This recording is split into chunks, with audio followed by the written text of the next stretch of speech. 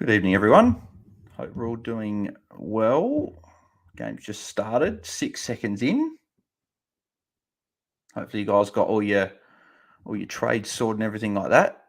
Obviously, the Constable being out is obviously throwing a spanner in the works for a lot of teams. I think the teams that went probably a little bit less value and paid up in defence maybe are probably going to look good this week because they have to deal. Maybe they can go Constable to Stocker and they don't have the D6 issue. So that looked like a good play as my check goes through his hands to Goey. Hits the post. So first score of the game. So, be interesting to see. So let me know in the chat who you guys have got playing tonight. Be interesting to see who people got. I think a lot of people are going to have obviously Daicos and Taranto. But I don't know if there's going to be many other players that people have got. So just getting up the stats, the dream stats as always, and we'll have them on the screen. I don't know if that was Daicos just took a mark then. I may have just missed that, but I'm sure we'll see anyway. So, my check dropped another one. McStay goal. No, he's missed it from the goal square. Snapped, he's missed it. So Collingwood a couple of early chances to put a goal on the board. So here we go. Dream stats, and I'll be able to share the screen, and you guys will be able to see the scores update live as we go.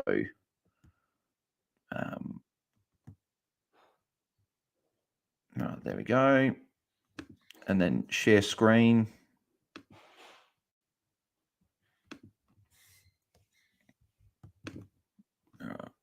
Share that screen. That should be coming up for you guys. Yep, there we go. Perfect. So, yeah, hopefully get a few people in the chat tonight. Hopefully get a few more people watching. Might even see if we can get a couple people on throughout the stream as well, throughout the game, and see how we go. But I think, so I've tipped Collingwood. I think a lot of people go on Collingwood with Dusty, Jayden Shaw, and Jacob Hopper out. So, yeah, I think that'll be the consensus pick, I think.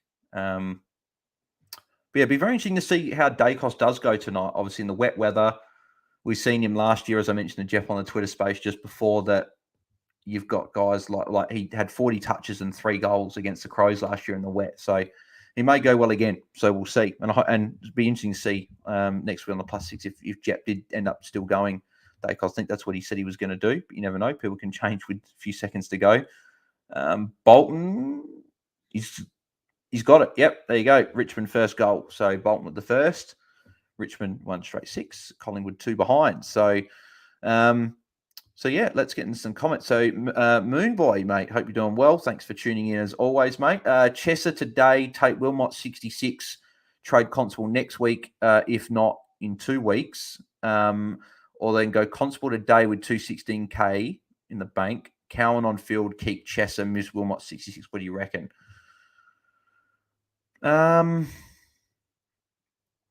Chesser today, Tate Wilmot 66 if Constable doesn't play. The only risk you're doing with that is because you're training Chesser at Moonboy, you're risking a donut. If Constable, I'm not opposed to doing the risking Constable and then playing Chesser. Like if worst case, that would be something you could do. But I would probably just go Constable to Will Day and play Cowan for the week, because if Cowan gets a 40, you only cost yourself 20 points. But if Constable's a sub and only scores a 20, you're costing yourself 40 plus points. So I think there's more upside, at least with going down that path. I'd be trading Constable today. Get rid of the red dot. He's probably not going to come back in because Will Powell only played a half in the VFL and they've brought him in already. So I just don't see him getting back in unless there's an injury, which is unfortunate because I don't think Constable was that bad. Like his disposal was not great, but people got to remember he only played a few games for them in that role. So I would have kept him in there for a bit, persisted with him. He looked promising because at the end of the day, what was the point of him getting Constable if they're not going to use him? Like other teams might have got him when he got picked up, but Gold Coast haven't used him in 2 years. So it's a bit frustrating. They dropped him straight away. I would have expected them to have Powell in the VFL again for another week. And obviously, as I said to Jet, the other thing as well is I wouldn't be surprised if Gold Coast go, yeah, Will Powell not ready, give him an extra week rest and bring Constable in as a late change. I wouldn't be surprised if they do that. So, but yeah. Anthony Beresford said too many drinks. Constable trade. If you can, I would. If you've got other issues, you can hold if you've got a cow and then you want to play him. Like if you want to get Setterfield instead of trading a Constable, as Taranto gets a clearance there, you could do it. But I would probably trade if you can. Just get rid of a red dot. You just get rid of the hassle. So I'm considering keeping Tom Powell just to get rid of Constable and get rid of the red dot, because at least Powell's playing and he's got Hawthorn, could put up a 70 or an 80, and I could be in a better spot. So yeah. But then obviously it would mean missing Wilmot score. So yeah, something I've got to think about. Anthony says I can restructure and get Chandler for Constable, then Sheed to Setterfield. If you can do that, if you can go Constable to Chandler and go Sheed to Setterfield, you do that, I think. Play Cowan for a week. Maybe you can put a mid-pricer, get in another one defense next week. But I'd probably do that. Have to field Cowan and Wilmot. That's obviously the risk, but you are getting Setterfield, so you probably just could deal with it next week. It's a tough one. This Constable thing is quite tough. I think Stocker is going to be a very, very popular in this week with the Constable. I think a lot of people are going to go Constable to Stocker. Jayden Hunt's another name that I know Selby mentioned. He's another option to consider. Hunter Clark, Jack Bowes, obviously a little bit more expensive, but they're obviously a bit more riskier. So there's a few options, but and then obviously if you went up to a Daicos tonight, even if Daicos doesn't have an amazing game, you'd still be happy having Daicos in your side. So Daicos just got his first disposal there with a handball. Moonboy, LFG boys. Yep. Looking forward to this game. Should be a good game. I know that obviously Richmond got a few out, but be interesting to see how Collingwood go in the wet with their fast ball movement. So, Jack Tavian says, "Hey Bales, Jack, hope you're doing well, mate." Moonboy says, "G'day Bales. Always good to see you. Sorry about that first message. It was a cut and paste and missed the spaces, mate. That's fine. That's all good. Still understood what you meant. So, okay, I'm going to trade Constable, get the green dots, and get rid of the headaches. 200k for next week. Yep, 200k for next week. You can put that on top of a defender and get a mid-pricer, or you can put it on top of someone else. And we've got to remember as well, I know that maybe we don't want Cowan and Wilmot on field, but at the end of the day, if you've got Zeebo and Cheezel, we're going to have them in defence in a couple of weeks. So you'll be able to deal with it then. Obviously, you want the points the next 2 weeks, but the D6 rookie, I think, is at a point now where if you didn't fix it this week or last week, I would just be persisting through with a Wilmot on field for a few weeks. You've then got Sheezel, Zeeble coming back in defence.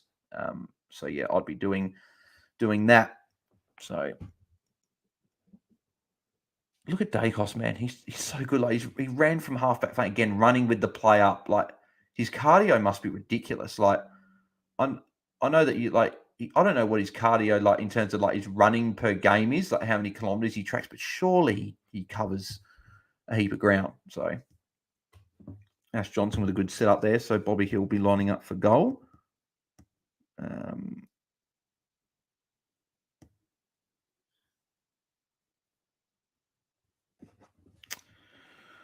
I'm going to send some messages around the place to see if anyone wants to jump on.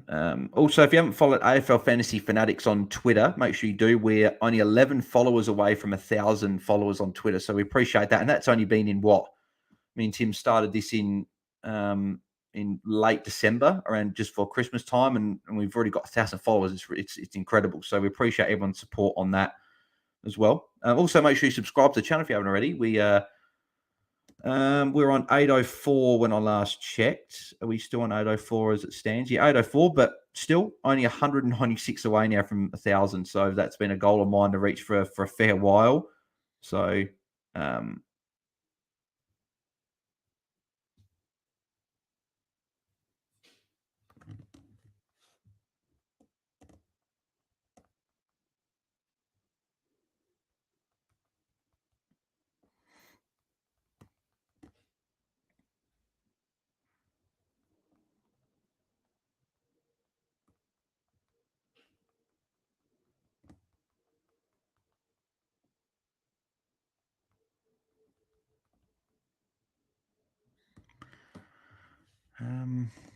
so message people, see if they want to jump on, have a chat, because there's plenty to talk about. So it'd be good to, if someone wants to jump on.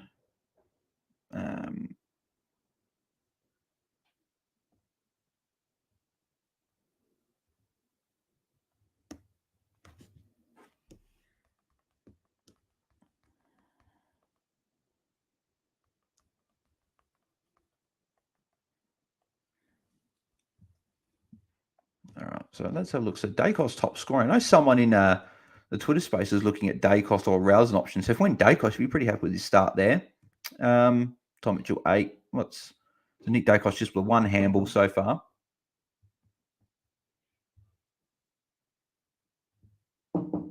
Hang on.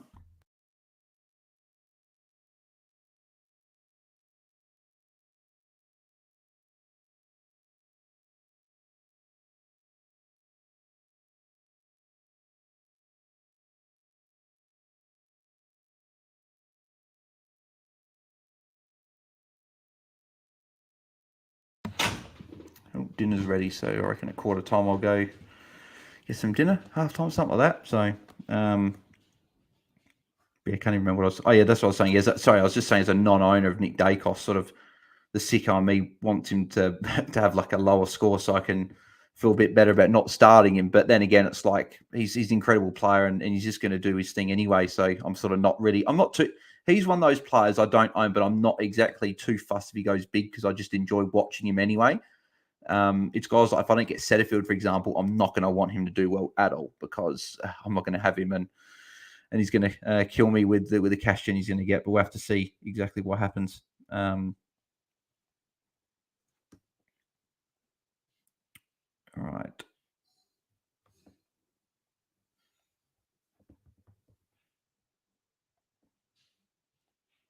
So doing the rounds with the messages. See if anyone wants to jump on.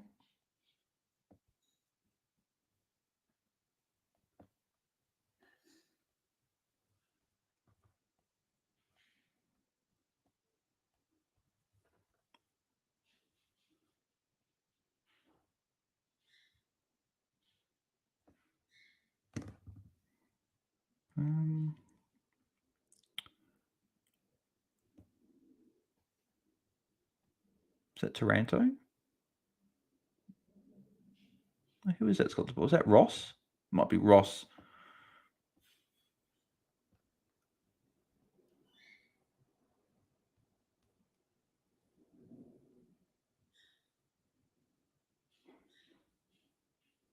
Yeah, it's Jack Ross, yeah. Dustin Cameron tackle there. Mitchell. Nearly got it to Daicos, but probably getting a free Tom Mitchell here, I'd imagine. Tom Mitchell landed right in there. Is that Daicos there? Yeah, Daicos +6. It's just that's what he does. Like it's funny, Collingwood is such a fast moving team, but whenever they see Daicos for a short 15-meter kick, they kick it to him, which is fantastic. I love watching it.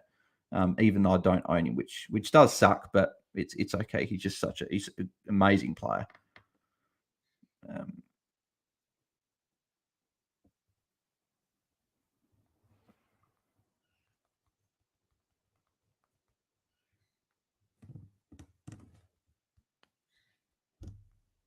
Right, nearly done sending the rounds for people.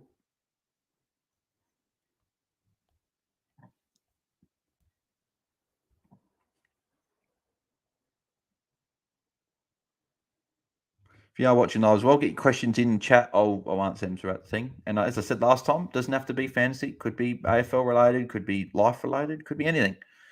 We're for a chat. It's essentially like we're sitting in a room together watching the footy. So if you've got any questions, put them in the chat, and I'm sure we'll talk about it. So I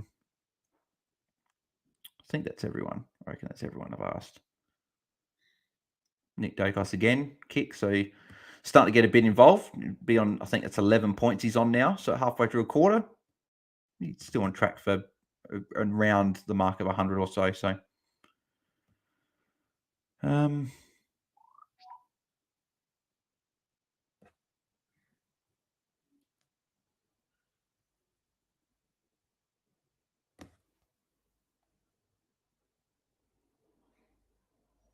there you go. So Mitch said, Mitch from Ball Boys Fantasy said he's told by an anonymous source that Charlie Constable will not be the sub on Sunday if nothing changes. So that's interesting. Daicos, mark again. Daicos lining up for goal.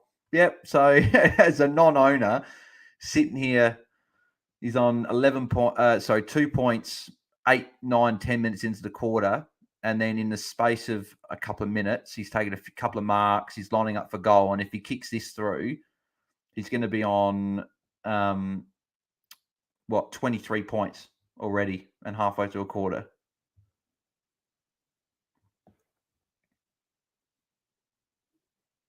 No, he's hooked it to the left, so missed it.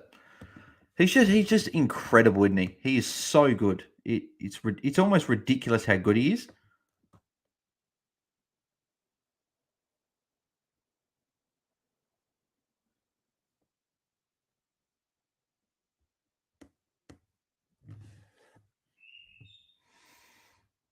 Darcy Cameron mark. So Darcy Cameron started pretty well. That'll be 21 points that he'll be on already. So no, 20 points. Handball to Daicos. Daicos handball. So Daicos getting involved now. He'll be up near the top scorers for the game already.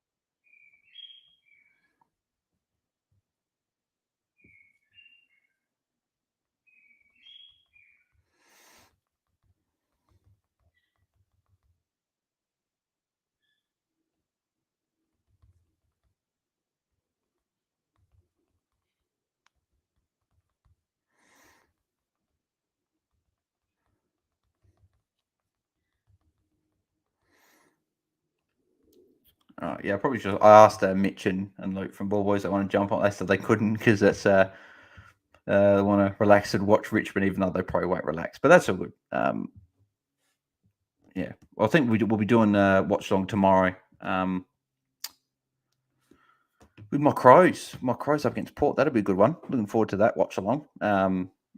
Be good for my boys to get a win, but I'm not expecting it. I'm expecting a Port bounce back. Oh, Rioli just came out of nowhere. Maurice Rioli to tackle Daicos. That's holding the ball there. So there you go now. Nick Daicos, 19 points halfway through the quarter. So Taranto has been pretty quiet. I haven't noticed Taranto as much.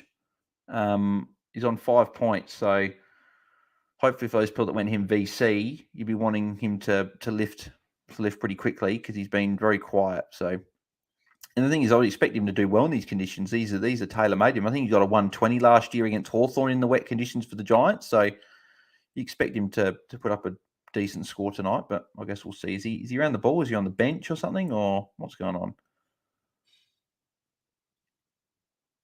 Well, I don't see him there, so be interesting whereabouts he is. Moonboy, I don't own Daicos. I need a few quiet weeks out of him. Sorry to owners. I think non-owners do, but then again, it's like he's going well, so you'd probably, unfortunately, looks like he might put up another decent score. Azpec says Titch is going well for my liking. I traded him to setters. Yeah, Mitchell on 16, but I'd be still pretty happy going to Setterfield. Even if Mitchell goes, he just gets handball right there as I'm saying that. I would have been happy to go Mitchell to Setterfield. You're going to get the cash gen from Setterfield. He's got the inside mid roll. Essendon do score fantasy points, so yeah, I wouldn't be too disappointed with that move, regardless if he goes all right tonight. Ross Laws says, noticed in my head-to-head matchup, Supercoach teams are similar as they usually are in round 20. Boring season upon us. Yeah, the Supercoaches, we were having that discussion. When was it? I was having that discussion with DC and Sense last night on their Twitch stream, and as I was saying, it's like fantasy's good because it's so different because you don't have those obvious picks. Whereas Supercoach had some of the players that were a lot cheaper in Supercoach, they're owned by everyone. So like, yeah, whereas fantasy is a lot more diverse. 2 trades per week makes it more interesting. You can have different strategies instead of Supercoach and RDT is a lot more guns and rookies approach. You don't have too many mid prices that people go for. So yeah, just a lot more different strategies and stuff with fantasy. That's why you have a lot more unique players. So that's why I prefer fantasy, to be honest. Plus the scoring system is a lot easier to understand. So yeah, Paul Erickson, good day, Bales. My trades this week were Tom Powell and Constable to Stocker and Day. Couldn't get to the big names without taking a Hatchet to my side. Yeah, I like that though. Will Day, good mid price to have. He's looked good in his 2 games so far this season for Hawthorn, and then Stocker as well is going to make money. So, and you can't do much more with Constable being out. So that's just more of a fix-up trade. Doesn't cost you too much to get to. Cameron has nearly takes another mark there, but doesn't quite. Cameron started well, which is good. So he's on 24 points now. And my check, one hand drops that one. But yeah, so interesting to see how Daicos goes from here, and Darcy Cameron. They've both started very well. Jack Ross started well for Richmond as well. He's got a fair bit of the ball.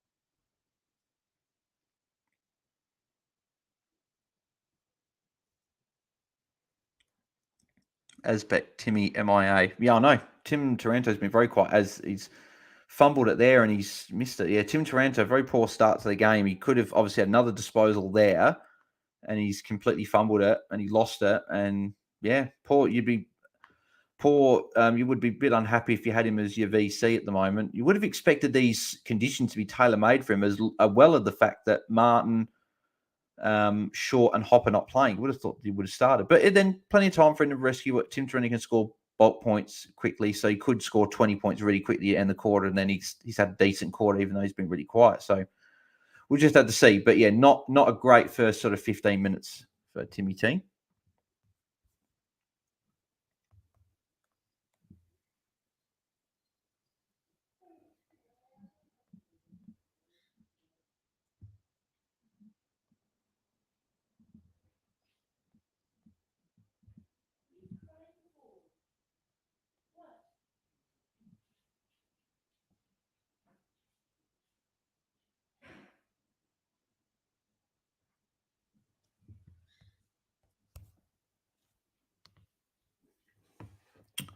Moon Boy, strange that Taranto hasn't got involved yet. Yeah, I know. As I said, I would have thought that he would have been heavily involved, but I guess we'll see in the next couple of quarters, see how he goes. But everyone's got him. It's just more the people that VC'd him. They're going to be the ones that are suffering because then they're going to have to go, well, they're probably at this stage looking at very early, but the way he started, you're probably thinking, well, I'm probably not putting my money on him getting a good VC score. So Azpec was going to see him, but forgot to change it off Brayshaw. Lucky, I guess. Yeah. Luckily, at this stage, looks like it's a good move. I would have captained Brayshaw anyway over Taranto. I know that if you're thinking about it, I would have. A lot of people make the fact that Brayshaw got a bad record against West Coast, but he normally gets tagged. I don't see him getting a tag. Maybe Jinby follows him, but I just see Brayshaw doing his thing. So I would still be captaining Andrew Brayshaw regardless, even if you were thinking of Taranto. So obviously, we hope that Taranto got in a hard contest with Mitchell there. Funny enough, speak of the devil. Nick Daicos free kick. Yeah, Nick Daicos he's a good player, isn't he? He's a good player. I wish I had him on my side. It's just he's one of those guys that I enjoy watching him anyway, but you would just love having him on your side, watching him go about what he does because he just seems to find a way regardless. And he'll be one of the guys I'll get in my team eventually. I don't see me going the whole year without Daicos, but yeah, just when you think, he's going to cop attention, he doesn't. He finds a way. So he's a good player. I've said it how many times already tonight. Good player. So he must have given did Daicos give a free kick away? It says on 20 points. He should be on 23 though, but maybe he gave a free kick away that I missed. Taranto, is that? Yeah, Taranto doesn't look right. He's on 8 points. He must have got a kick somewhere that I might have missed, but yeah, he seems slow. Like there's a few times been caught with the ball. He's fumbled. Just doesn't quite look up to normal Taranto standard. So There you go. Got a kick there. I don't know if I'm behind then, if that kick counted. Maybe it did. I'll see if I'm behind. I might be behind. I hope I'm not. No, I'm not. I'm up to date. So maybe that'll move into 11 then. Because I'm up to date. It's live, so I shouldn't be behind. But Daicos again, another handball.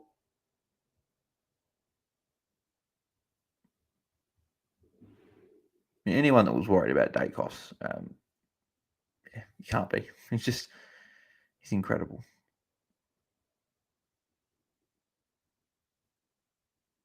I know there's a few questions on Twitter as well that people from the Twitter space that didn't get a chance to answer. So if any of you guys did send those questions, I will be answering those probably quarter time, unless I decide to go and get some dinner. But I might wait for dinner for halftime, I reckon. Oh, then again, I'm starving now, so maybe not. We'll see.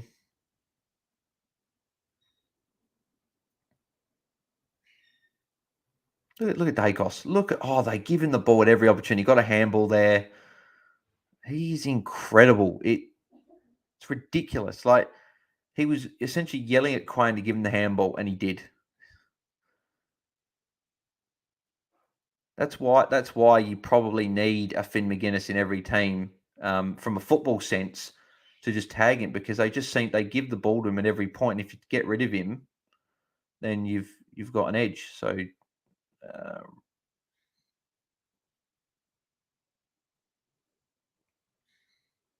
the crisper through the middle.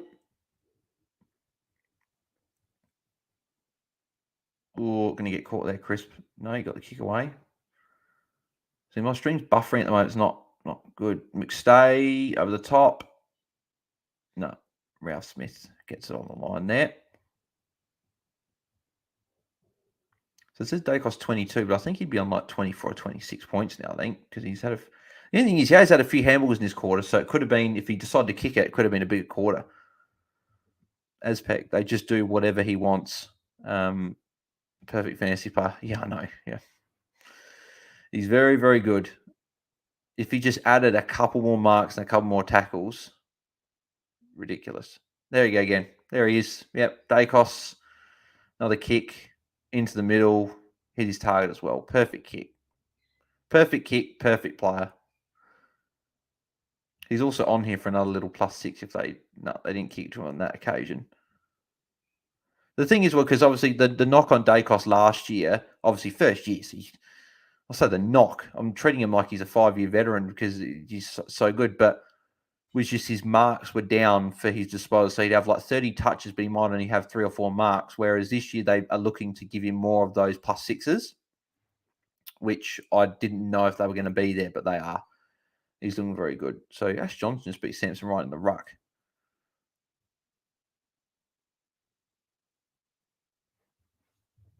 So minute 50 to go. I've only got the one player in this, and it's Tim Taranto, and he's been... I say Tim Taranto's been under 1, but I just looked at his score. He's on 21 somehow. I don't know how Tim Taranto's on 21. I've noticed him probably a couple of times with a few disposals, and yeah, to be on 21 when you've had a pretty quiet quarter is not a bad effort. So considering when I've noticed Daicos everywhere and he's on 27. Oh, Ash Johnson cotching out in the full.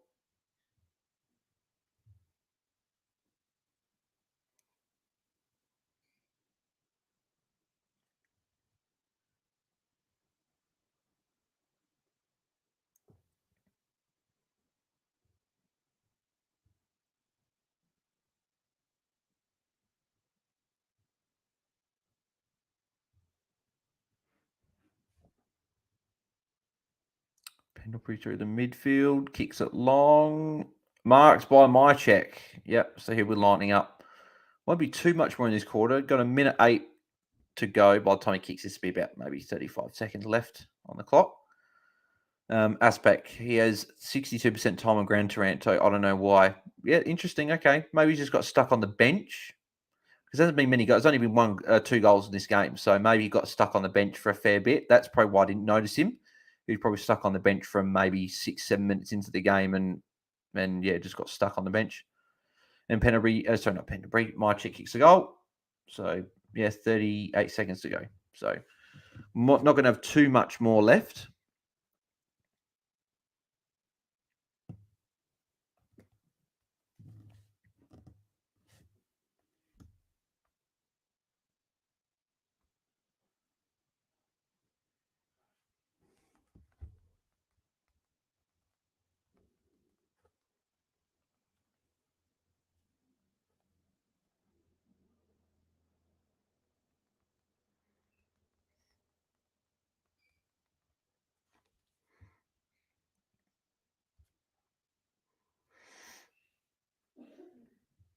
Well, I've just had a source message me.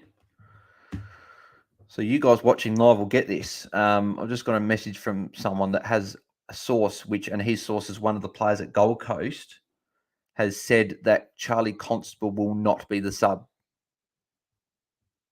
It's a pretty good source if you're getting told by one of the Gold Coast players. So that has me a bit more confidence that you have Constable when you take Wilmot's score, because worst case scenario is the power is laid out and Constable comes in, you just field him. But it sounds like he won't be playing, so that's good. If that's the case, means that I can safely take Wilmot 66 on the bench, which I'd be very happy to do, by the way, because a 66 from a rookie is not a bad score, and I can always move Constable on next week to someone if I really want to, or I can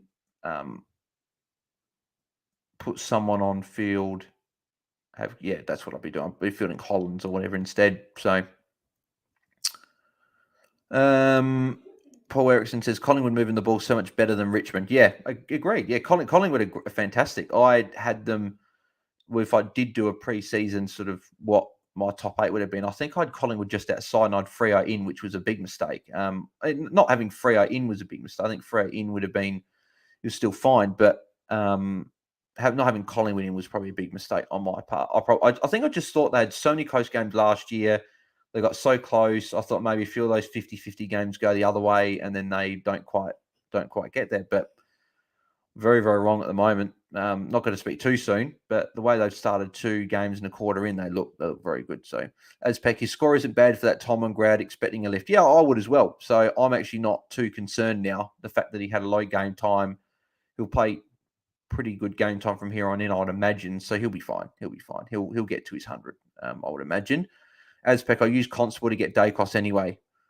Oh yeah, if you got rid of Constable, it's fine. I was just saying if you had Constable, it sounds like from sources that he will not be playing, which is good. So at least we got some information that he won't be playing. But yeah, if you got Daicos, you'd be happy regardless. So looking at the scores here, so you got Daniel Rioli, 35 points. He's looking like a very, very good pod pick.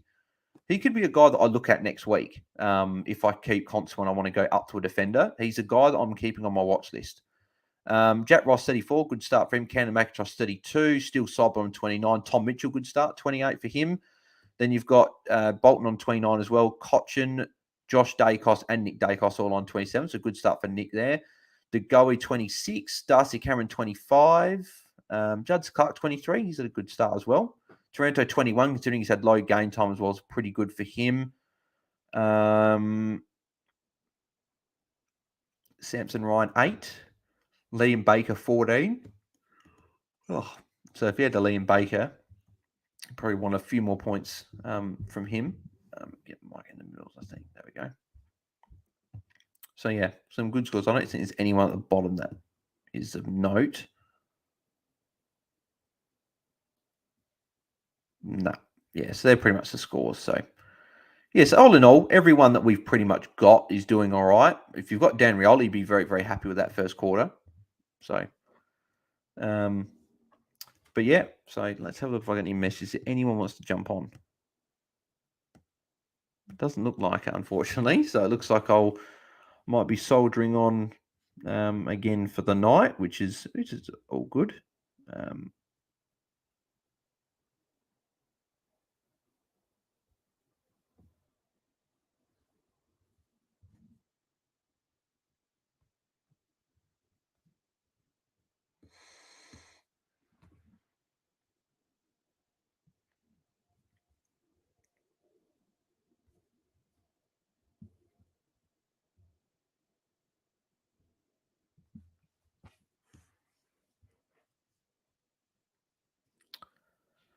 So all I don't know exactly how you'd say the name, but in the chat, the guy that's got all underscores is his username. So I'll just call you underscore. Underscores has asked, would you go Constable to Will Day or Cowan today? Constable has a low break even, but could bank some cash. Out of the two, you get rid of Constable. You keep Cowan. At least Cowan's playing. The hope, if you keep Constable over Cowan, would be Cowan gets dropped next week and Constable comes back in, but I don't see that happening. Cowan could be dropped, but I don't see Constable coming back in. So I'd move off Constable to Will Day and I'd bank cash. That's what I'd be doing. Paul Erickson, I've got Rioli. He's benefiting from Short's absence. Yeah, it's a good point. But then again, Short's been playing a wing / half forward role anyway. So Rioli's had that role to himself, and Rioli's doing really good doing it. But yeah, Paul, you'd be very happy with Rioli's start. Good pick, very good pick. I've looked him a couple of times, but I've never actually sort of seriously considered him as an option. So be very happy with his start. So hopefully for you, he keeps doing his thing and can hopefully score decent. So.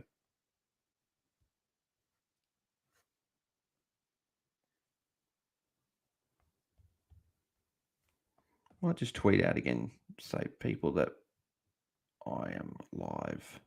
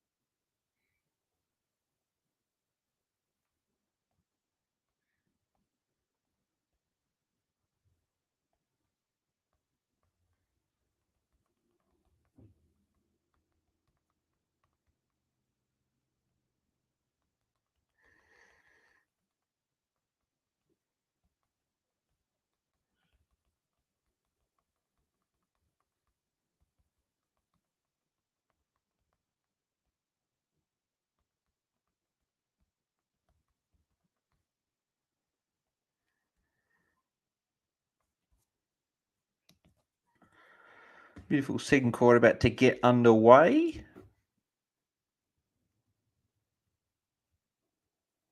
Just know while I'm doing the watch, I'll still have to submit a university assignment. So when this game finishes, I'll have about an hour and a half to get that done. So I'll be able to do it after the game. Taranto could get a tackle there potentially. That could maybe lift him up to 25 points, which would be. Hang on. No, Taranto's on 17. So I hate when they do that. Does my head in. When they take tackles away, when they take disposals away, it's like, come on, you've got to get it right during the game. I only want to see you add points. I'd much rather it be on 17 not change than be on 21 and get taken away, because it's like someone dangling a carrot in front of you and taking it away compared to someone just either not handing you anything or giving you chocolate. Just seriously. I know it's silly logic. Obviously, they're going to do that with stats because sometimes they incorrectly put them in there. But you guys know what I mean. I wish they just wouldn't add it. So Ash Johnson kicks goal there. So Richmond out to a pretty good lead now in these conditions. 3-6-24 to Richmond 1 straight 6. So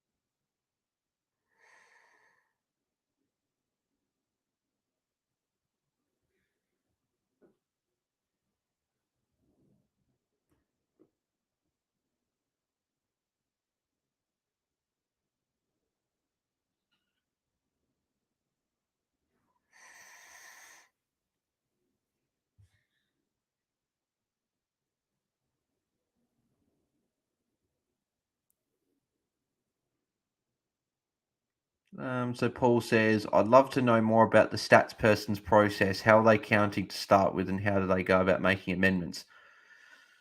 Yeah, I know.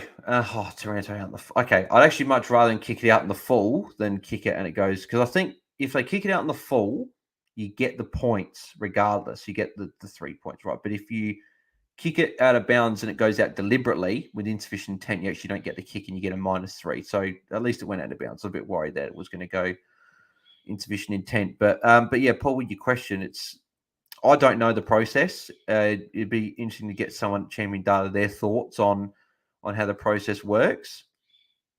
But it is annoying that they sort of add stats and then they take them away. And it's not like it happens a couple of times a quarter. It happens for a lot of players at Taranto again. So he's starting to build. I've seen him a lot more in the first couple of minutes than I did the whole first quarter. So it'd be interesting to see how they do the stats and stuff like that. But yeah, I would imagine in terms of amendments, they probably have people. They might have, if they've got a group of 4, they may have 2 people watching live, and then they may have 2 people watching like a 5 minutes later on like a monitor or something. Maybe just doing adjustments throughout the quarter. That's what I would imagine anyway. But again, I don't know. I've never seen how the statisticians work during a game. So Ethan Peacock went Taranto VC over Daicos thinking he was going to bucket down. Yeah, I still would have done probably Taranto. I was set on Twitter space on Twitter beforehand. I would have gone Taranto VC over Daicos just because of the weather. It's still going to rain, I think, throughout the night anyway. And if you look at it, Nick Daicos, 27 points, obviously good first quarter. Taranto's on 24 points, and I hardly noticed him at all in the first quarter. So the fact that he's essentially near Daicos' score when I hardly noticed him is a good sign. So I wouldn't be too fussed with that. Hopefully Taranto could put a good score. I hope he puts a good score for you for you as a VC. I hope it doesn't go much more than 116 as I went Dunkley VC and I've taken that score. I think to start the year, we've seen previous years, you don't get that many high scores to open the season, and anything over 110 for me, I'm taking at the moment. Just, yeah. I've actually been pretty lucky with my captain so far this year. Round 1, I went Doc VC 110. He was obviously 107. I wasn't keen on taking it. They added the kick late, went to 110. That made me think, I don't know why it shouldn't. It's only 3 points. I ended up taking it with all the carnage in round 1 with your Cherries, your Stewarts, all those injuries happening. Josh Kelly, another one. And I would have had Roy Led captain, and he got a 57. So I was lucky I took 110 in round 1, not being too greedy, which is good. But then again, when I say not too greedy, it sounds obviously savage because some people want more, but some people just like risking. It's literally personal preference. Like some people want to get that captain 140. They'll rather risk that and get an 80 and get a 140. So, and that's fine. That's why this game of AFL Fantasy is fantastic, because people have different ways of playing it. Like as Jeppa said on the Twitter space, he's a lot more at the moment guns at rookies. He's got 7 rookies on field at the moment, compared to I've only got 5, but he's probably got an extra primo or 2 to me. So it's again different. So Taranto might get a tackle there. So it just shows everyone plays the game different. So Nick Daicos handball, I think. Noble could have given it back to Daicos quite easily there. Daicos is around the mark. Not going to get it this time though. Bolton's got it. But yeah, so then 110 for Doherty round 1. Round 2, I had Doc VC for a 79, and then even if I went Dunkley, it wouldn't have mattered. And you got 97. I wouldn't have taken either. Then I ended up having Led 142, which I was obviously very, very happy about being at Led, man. But I was nervous at the game.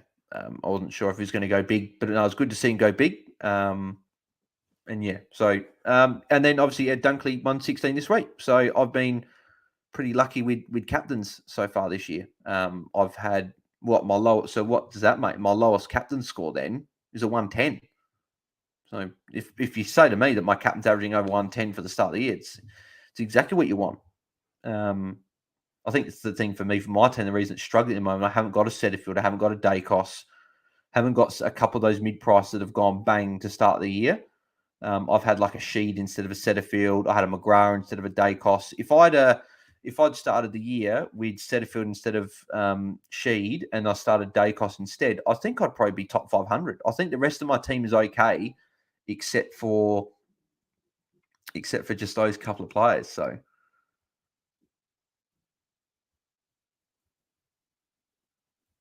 the good thing is Taranto's around. So Taranto's up to 33 points already. He's now scored 4 more points than Nick Daicos. So I know Nick Daicos started the core on the bench, but just showing that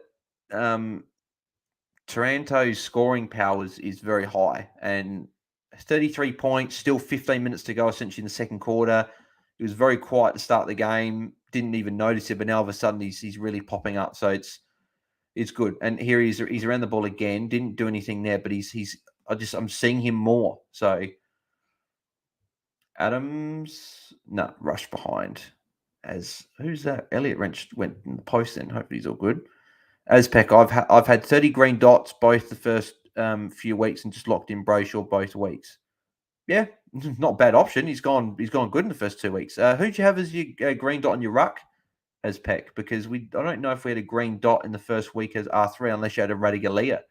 And then maybe you moved Radigalia to Samson Ryan last week. Maybe that's what you did. That'd be the only way I'd assume you had 30 green dots, but you can't complain with 30 green dots. I like 29 because it gives you that VC loop.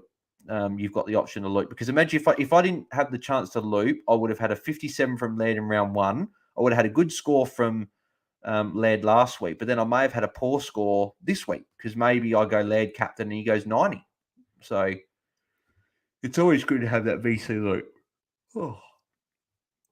Apologies for yawning, being not a great sleep last night. What did I do? I woke up 3 a.m. Worked a bit on my uni assignment. Went to sleep. So I slept before. Woke up at 3. Was up till about 9 a.m. Went to sleep for another few hours and woke up. So obviously, as everyone knows, broken sleep's not great when you have 3 hours and 3 hours or whatever.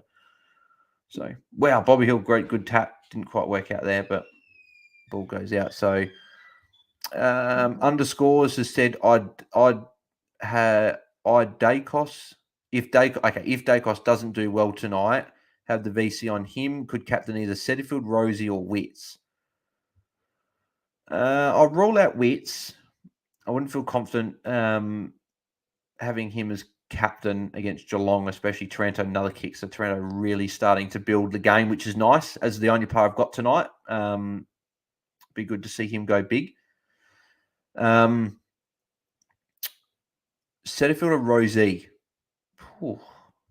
I don't mind both as captain options this week, Rosie against the Crows, I've said, I said it early in the week, he would be my pick for the Showdown medal at this stage. I don't see us tagging Rosie at all, so I think he'll get free reign. I know and people are probably reading a bit too much. Look at Daicos, man, sprinting from nowhere to get the handball, and he got a handball. He might get it back here. Yep, he got the handball. He could have had 3 possessions in that, but didn't quite. So 2 handballs. I'm trying to think. Maybe someone can let me know. Ash Johnson. He hasn't done it from the boundary, has he? No. If someone can let me know, if I can't think of a player that's had the thirst for the football that Daicos has. Like, he runs out of nowhere to get the ball. And he doesn't do it selfishly, like as some people say in the NBA, like your stat padders. He's not a stat padder. He gets the ball, and not only one does he use it well, but 2 he helps. It's for him to help the team.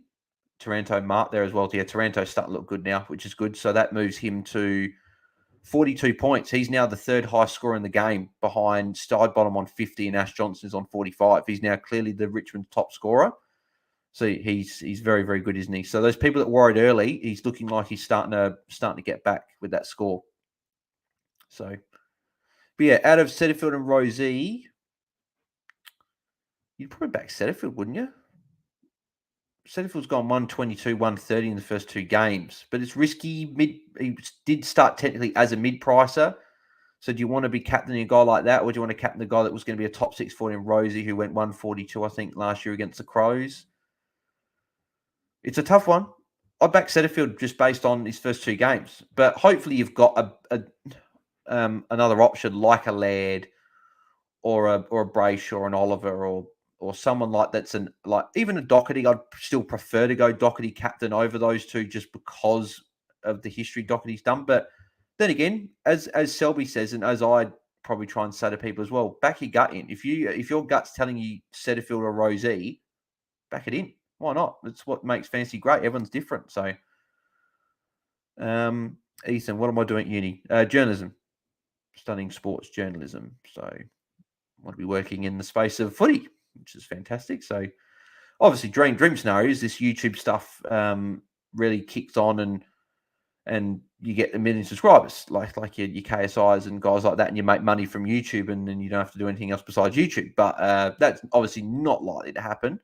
So, podcast with Tim. I don't know if we get paid for that eventually.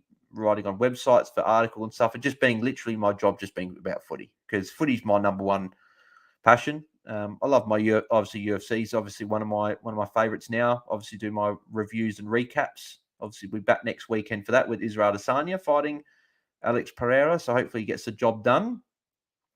Got work loves Pereira, so he'll be wanting Pereira to win that one. But I'll be doing that. So if you are a UFC fan, make sure you tune into those next week. I think Friday's when the review preview comes out, and then the recap or review comes out Sunday evening / Monday morning. So yeah, so make sure you tune in to those. Taranto, has he got it? Missed it. He's on 46 now, so 11 minutes to go in the second quarter. He's on 46. So yeah, very very happy days with Taranto at the moment. Azpec, I restructured around Cherry to bring in English and then traded him to Samson Ryan. Okay, yep.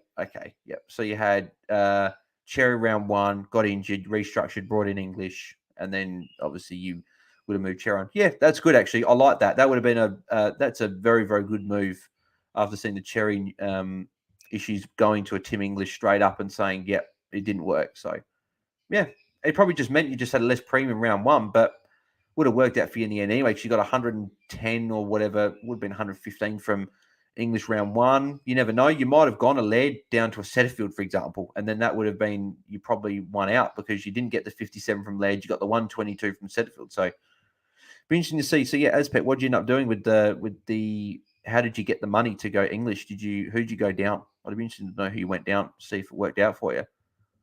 It worked out well anyway, because you got a 110 from English instead of getting a 26 from Cherry. Paul Erickson, do you consider Laird a captain choice this week? I do. Yeah, I do. I'm not as... Don't get me wrong, the Port matchup's tough, but I'm not sitting here thinking Laird, I'm not confident he goes over 110, because Laird, again, people are probably going to still say to me, you could be... Taranto caught hot on the ball there, unfortunately. -3 for Taranto there. Yeah, I'll hold the ball.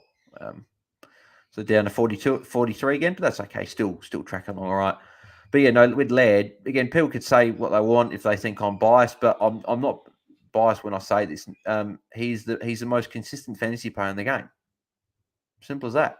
Like, I know he got 57 in round 1, but he was sick from what we hear, and it was hot, and he went back up with a 142. Last year, no score under 90, one score below 90 in the past 2.5 years. There's not many players that have done that. Even Oliver's probably the next closest for consistency, but Oliver's put out a few 60 scores over the past couple of years. So, and all premium players do it. But in terms of consistency, Laird's definitely, for me, the most consistent. Doc's another one that's up there for consistency, but again, he's thrown a few 70s in the past. So yeah.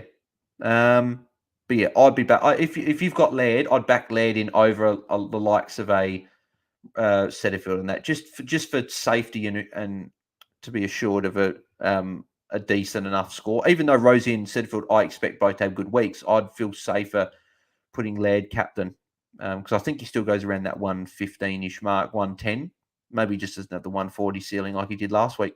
But then again, Richmond are not the easiest team to score against, and Laird's had not the best history against them, and he doesn't have a great history against Port, but he still put a 140 up. I know last year he got a 90 and a 116 against Port, but the 116, I think he got tagged, and he still got a 116. And I think in the 90, he only played 68% game time, which is about 10-12% less than he normally plays. So, yeah, I'm not too fussed. I think he'll still have a pretty good game.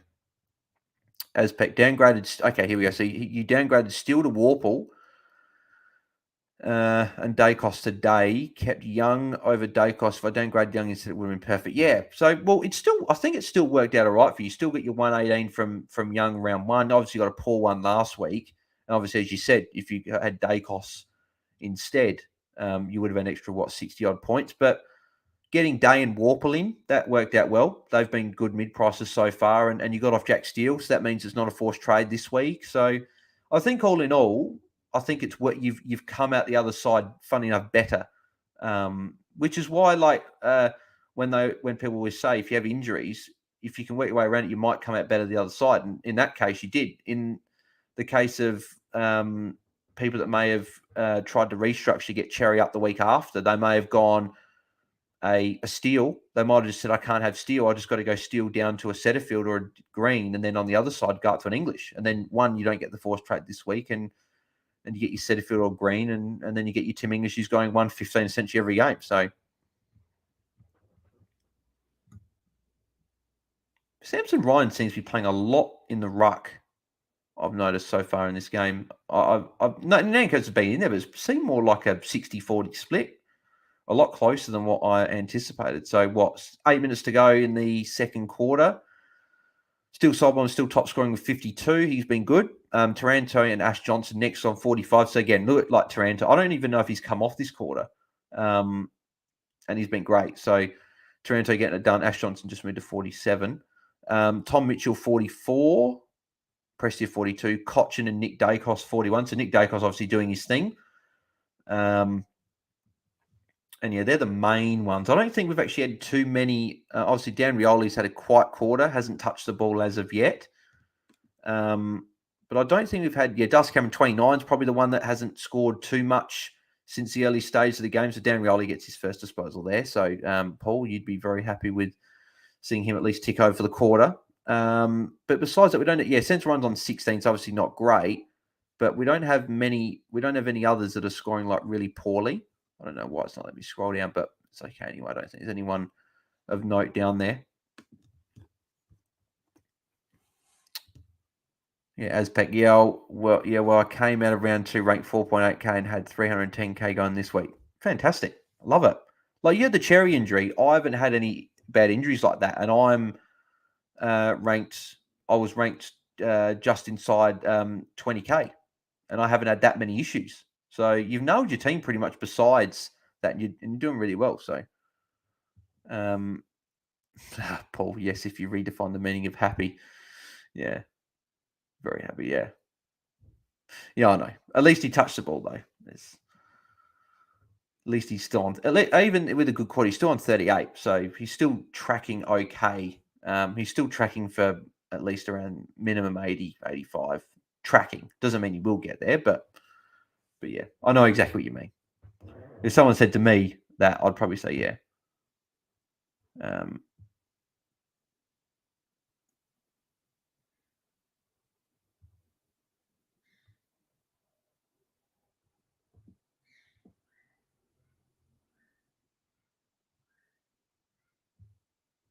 Set Monk can't come on tonight either. So yeah, it looks like we'll be doing this solo unless someone is like a late substitute and comes in and can join the chat.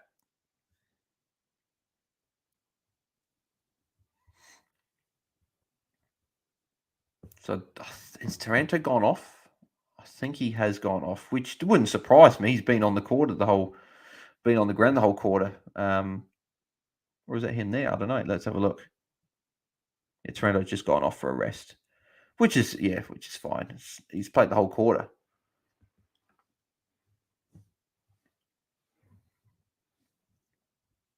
Yeah, because I've noticed Jack Ross a lot, but they've got that similar look, him and Taranto. Jack Ross got longer hair, got the black boots. So from a distance, they look a little bit similar. I don't know if any of you can hear that, but that'll be a hot free kick for Dan Rioli. There you go, Paul. Be happy with that. Dan Rioli, free kick. We'll get another 4 points there. I don't know if anyone heard that rumble, but it's my stomach. I'm starving. So I will be getting my dinner when the quarter's done. So I'll pop off for like a minute. I'll just have the scores up on the screen, and I'll go get my food and continue the chat when I get back over half time. So.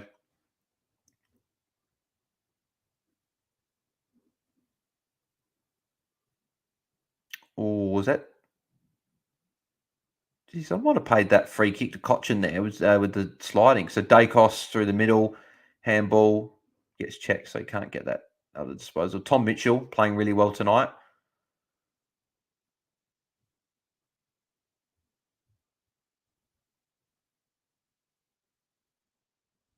McStay, Elliott should have given off to Tom Mitchell there. Selfish play a bit there.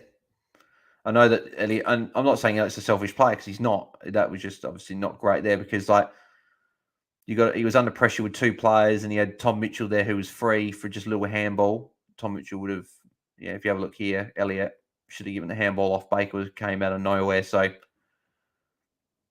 Elliott should have seen him coming because he was able to see, and he could have done his injury. So I would have passed it off to Mitchell, which would have meant Mitchell would have been on over 60 points. So Mitchell going really well.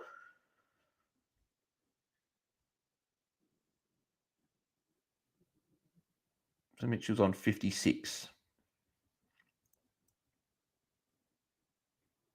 As back, I should have seen Titch having a good game. He was named on field and wasn't in the first 2 rounds, wasn't he? Was he named on the bench in the first 2 weeks? Because they were saying something about Craig McRae was saying he's had a back issue that he's been dealing with the start of the season, but it's getting better every week, and it's not anything that's really prohibiting him too much in terms of playing. But Adams turns over to Bolter there. 3 minutes to go. I don't know if Taranto's going to get back on, unfortunately, because this game seems like if you go off, you're going to want a goal kicked pretty quick. Otherwise, you're going to get stuck off because it's not a high-scoring game at all. Underscores says, thinking getting Stewart after this round will be good because the break-even should drop below 750k. Yep. Yeah, Taranto's actually back on. So that means Taranto's over 50 for the quarter. 50 for the half. Sorry, not the quarter. He's had a good quarter, but he's not on 50 for the quarter. But yeah, it's good for him there. But yeah, with Stewart, he's an option. If he plays this week and plays all right, he looks fine. I may wait one more week, but with a good run, I think they play their first game back at GMHBA Stadium next week. He's going to be cheap for us. He's going to be cheap. So I think he's a guy that because there's no value in the defense, he's going to present value. So that's why I'm happy if everything goes to plan for me. I will hold Constable because it sounds like from what people are saying that Sexton or someone else is going to be the sub and it won't be Constable. Keep Constable. And then next week I can go a Callahan out. So Daicos going to get the free kick? Yeah, Daicos free kicks. That'll be a tackle, and free kicks, that'll be what? 4, 5, 8 points. So he'll be over 50 points for the half as well. So Daicos has got there. So he's on track for another 100 again. Which isn't great as a non-owner, but he's incredible to watch. He could get a +6 here as well. He's in the vicinity for an easy +6. Yep, there he is. He's going to get another handball, though. So a lot of handballs this game. But you're not complaining. That means that he's on 56 points. So he just finds a way. But sorry, what I was saying was that, if everything goes to plan, I could go a Callahan down next week, Field Hollins, and then go Constable up to Tom Stewart. That'll be the plan. Obviously, if Tom Stewart doesn't look great, then obviously that won't happen. I'm just saying if everything does go to plan, that'll be what I do. Paul Erickson, credit to Richmond. They're looking to plan every opportunity. Yeah, I think both teams are. I think both teams are trying to get the game moving. Here we go. Daicos kicking. Incredible.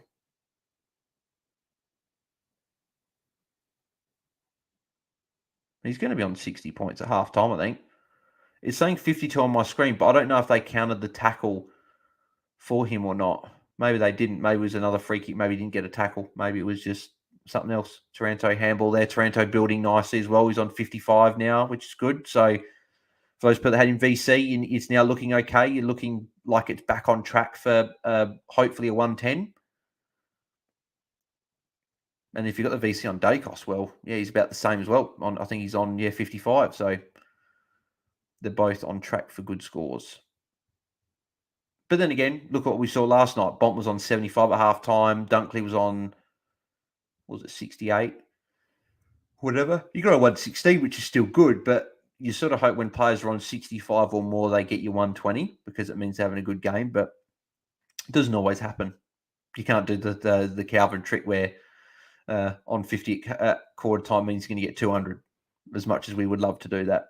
So 4 seconds, Daicos probably going to get a kick in here. So he's not. Maynard's going to have it. So yeah, Daicos won't get it. So that'll be it for the quarter. So we'll have the late updates here on the screen. Aspect, what do we think Young will score against the Eagles? Traditionally, he hasn't scored too great against the Eagles. Last year, I think his 2 scores below 70 were against the Eagles. So on history, probably not great, but I think he will go well. I think Frere will win. I think he'll have plenty of marks. I think Young will go 85 plus tomorrow. So I think Sunday. So I think he'll be fine. Paul, I'd Bont VC last night. See, at half time, you're thinking, oh, this is brilliant. What a call. 120 plus is coming. And Bont, what he's done in the first couple of weeks, happened again last night. Had a bad quarter, which restricted him from 115. He should have been he should be averaging 115 after 3 weeks. He should have been one of those picks that's been brilliant. 10 points above the 15 points above what he was priced at. Unfortunately, he's gone 390s and he's actually hasn't done what he's priced at. He's priced 100. He's gone he'd be like 94, 96 or something. So not great, but yeah, I'll be back in a sec and I'll go get some dinner. So give me a second. Yeah, to get your question, I'll read the chat when I get back, but I'll be back in a sec.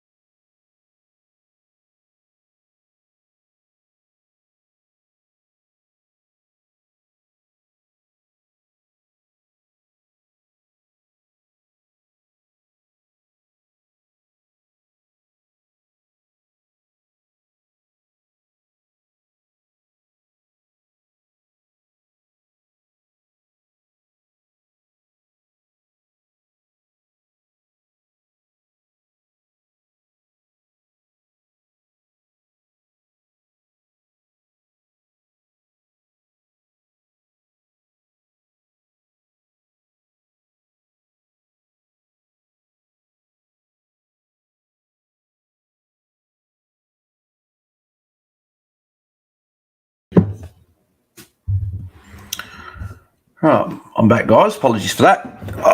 Got to get some food, hungry.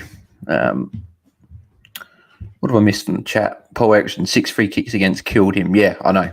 Yeah, Bont would have scored 120 if it wasn't for that. It was about a 40-odd point turnaround it would have been. Underscores, Bont would have been around 115, gave away 6 free kicks. Yep, agreed. Casey, guys, it's half time. All capitals. Yeah, Casey, we know. We're watching.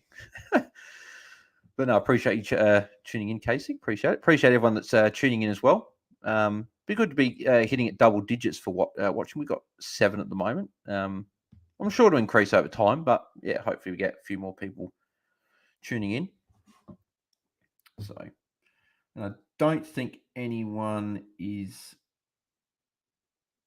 jumping on tonight. Looks like everyone's out and about, which is okay. It's all right. Happy to do it by myself. It's just, as I've said previously, it is always good to get someone on because you can sort of have a good chat with everyone. So,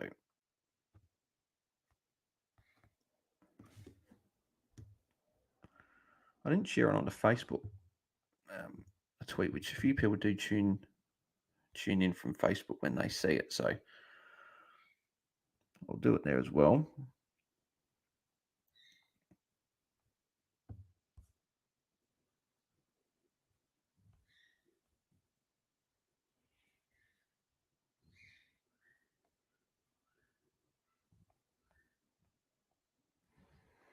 There you go, copy link. Thank you.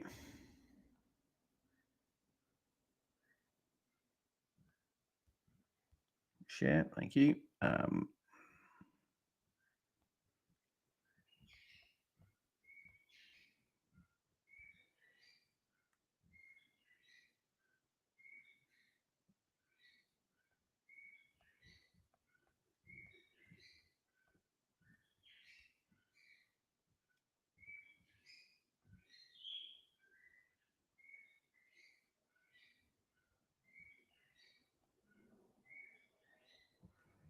There you go. Posted in a couple of groups, so hopefully we get a few more people tuning in to join in with the chat.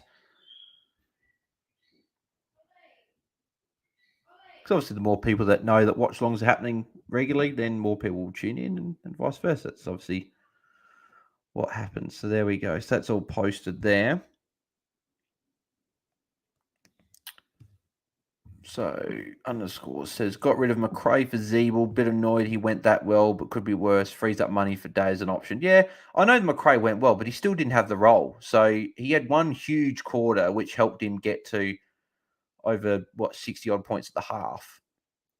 But I wouldn't be too unhappy with trading him. I know he got a 111 on your head, and you're probably like, well, I could have kept him, but the role's not there at the moment. So I would have been fine. Because if you did, as you said, you might have gone to Day.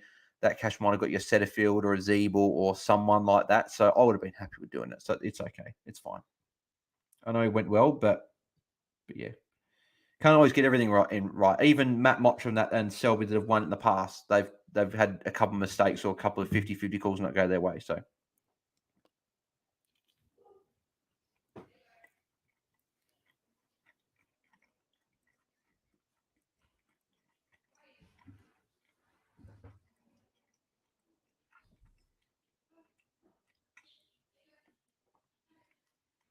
Paul, I appreciate your effort, Bales. I don't get the opportunity to chat about footy generally, let alone fantasy. Thanks, mate. Appreciate Paul, mate. Thanks for tuning in. Obviously, seen your name last few streams, which has been good. So appreciate your support and jumping on.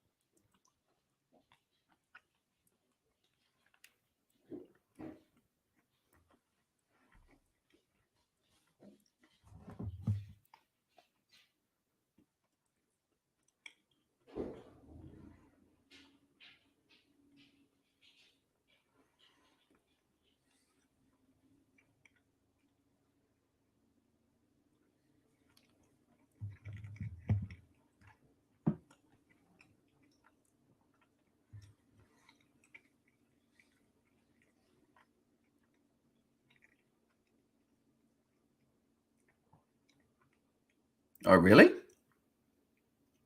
That sucks, man. I guess it could be worse. It was looking a lot worse midway to the first quarter, but 55, if we can get to a 110, 115, I guess it's okay.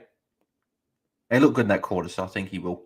I think he would do all right. But if people wondering what his aspect said that he, when the game started, it said Brayshaw was his captain. Now it says Taranto is his captain. So, yeah, there's a few. I think that sometimes when just trades happen or substitutes happen in your team or whatever, it just sometimes bugs out. Like Mini Monk, obviously, obviously jumped on here a few times on the channel and on the coaches panel, he had Tim English on the bench with the emergency in round 1.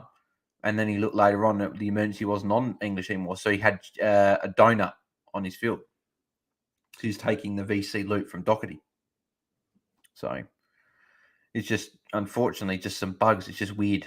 You'd think they'd fix it, but yeah, unfortunately. Underscores, do you do Supercoach? Well, yeah, I do. Yep.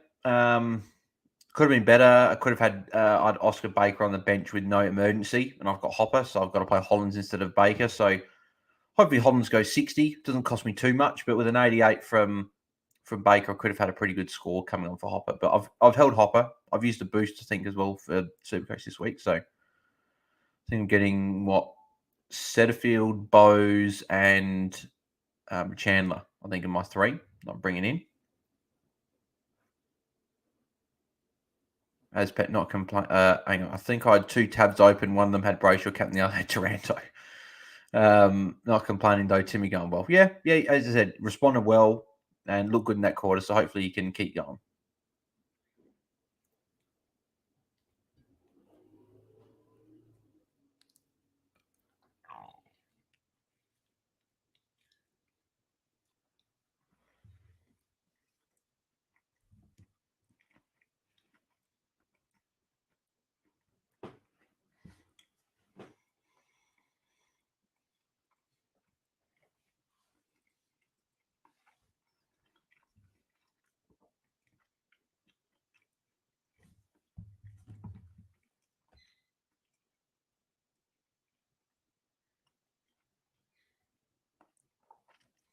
I wonder if there's anyone that's just like tuning into the chat and they're just seeing this guy eating bloody sausage and bread and just like, what's he doing? Eating. I'm starving, so apologies. Lucas Schimmelp Fenig. I hope I've said that correctly. Apologies if I butcher your name. What side are you using for the stats? Just Dream Stats Live. Updates live throughout the game. You got that, and then you've got DT Live as well. They're the 2 websites that have live stats, as well as the AFL app, obviously. I would use AFL app, but I just think that these ones are better on here. We could use the AFL side, actually, as live stats. Don't know. What do you guys want to see? Do you guys want to see Dream Stats Live? Do you guys like the format that's on the screen, or would you like the AFL site? Would you like DT Live? Let me know. I'm happy to do whatever you guys want to do. So, cool. Thanks. Oh, happy to help, Lucas. I hope, as I said, I got your last name right. Let me know if I got it right. I'd like to know. But again, if I didn't, apologies if I butchered it. Paul Erickson, I use Footy Live, sorry. Yeah, Footy Live's another one. Footy Wire is another one. There's a few out there. There's a lot of good ones. I think I just stumbled on this one. I think someone suggested it in one of the first streams, and I just had it, and I've just left it since, just because it's been easy to use. As Pet, this is better. Yeah, I like the Dream Stats Live. It seems to be good. Updates live. I like the colours as well. Obviously, when it's showing that the players are right, like you can clearly identify who's over 50 with obviously the purple players. Obviously, different colours for the amount of score you have. So yeah, I like it.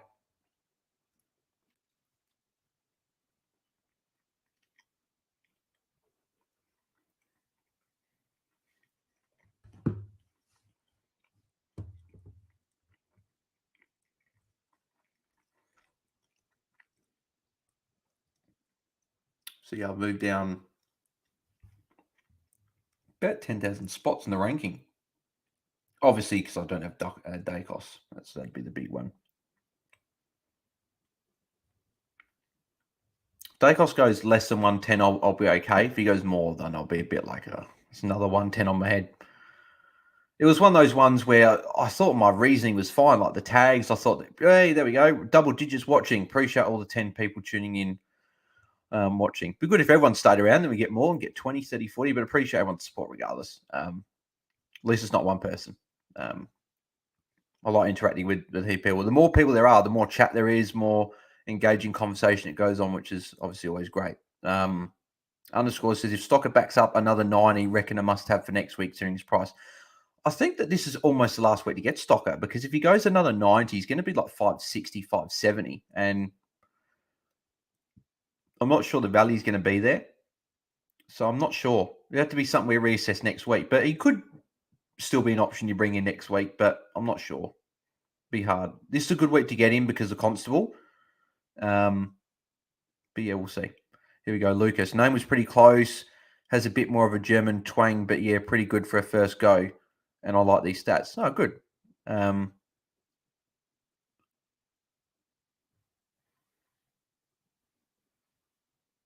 Is it? Would you like? Would it be Schimmelfennig? Is that? I got that right. I don't know. But I'm glad I got it pretty close first time. If you're saying most people don't get it close first time. I might change that. Why not? You can see my mug for a bit more. Ethan, what were your trades, Bales? My trades were... I haven't done them yet. That's my trades. I've got 50,000 options running through my head, so I've got no idea what my trade's going to be. I've got the Constable issue to deal with. I want Setterfield. I want Zeeble. I want Stocker. This would be a brilliant week to have the trade boost. If there was a trade boost in fantasy, which we don't, it's in Supercoach and RDT. I'd be using it this week, 100%.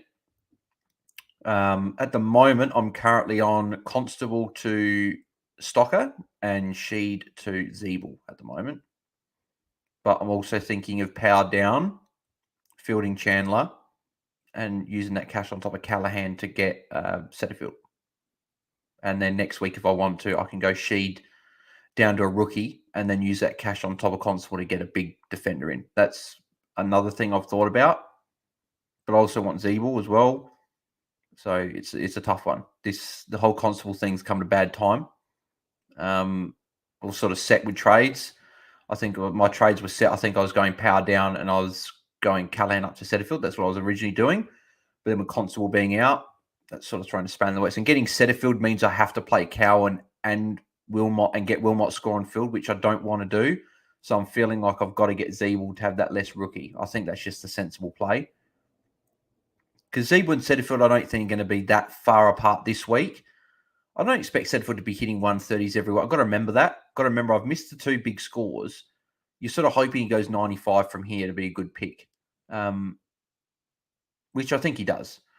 But Zeeble, Hawthorn this week, Utahs could go big, and you've got a less rookie. So I think when you compare it, Chandler and Setterfield or Stocker and Zeeble on field this week, you'd rather Stocker and Zeeble. Because Stocker's shown 80 plus both weeks. If he goes 70 plus, you'll be happy. And Zeeble's got Hawthorn. Zeeble could outscore Setterfield this week. And I guess Setterfield, so not with Setterfield, with Zeeble, he'll help me in a few weeks' time. I can swap him and Shees with my defense and fix that defense up. And then I can maybe put someone else on field in the forward or mids and fix that. So that's why I'm thinking for me, it's not a bad option to get Zeeble in. So at the moment, that's what I'm doing. But it could change. We don't know. What do you see Setterfield averaging from here on, says Paul? Richmond had a sub as well, I think. I don't see who was a sub. Taranto handball there. I think Setterfield goes 95. He's shown a capability he can go 105. I know he's had two soft matchups, but if he does this for the whole year, he can go 105. I don't think he's going to can't go 120s every week. So I think he goes, I think he goes 95 to 100. I think he could go 105, but I think 95 to 100 for me. So yeah, Mantle's on. I think, is it Samson Ryan they've subbed off? That might be who they subbed. No, Noah Cumberland's was a sub. So who have they subbed off? Let's have a look on my phone. I would imagine it was Samson Ryan because he's on the bench. So If anyone knows that for sure, let me know. Actually, don't have to see my mug anymore. We can go back to the other one like that, so you don't have to see as much of me. Ethan, I like the trades. Thanks, mate. Appreciate it.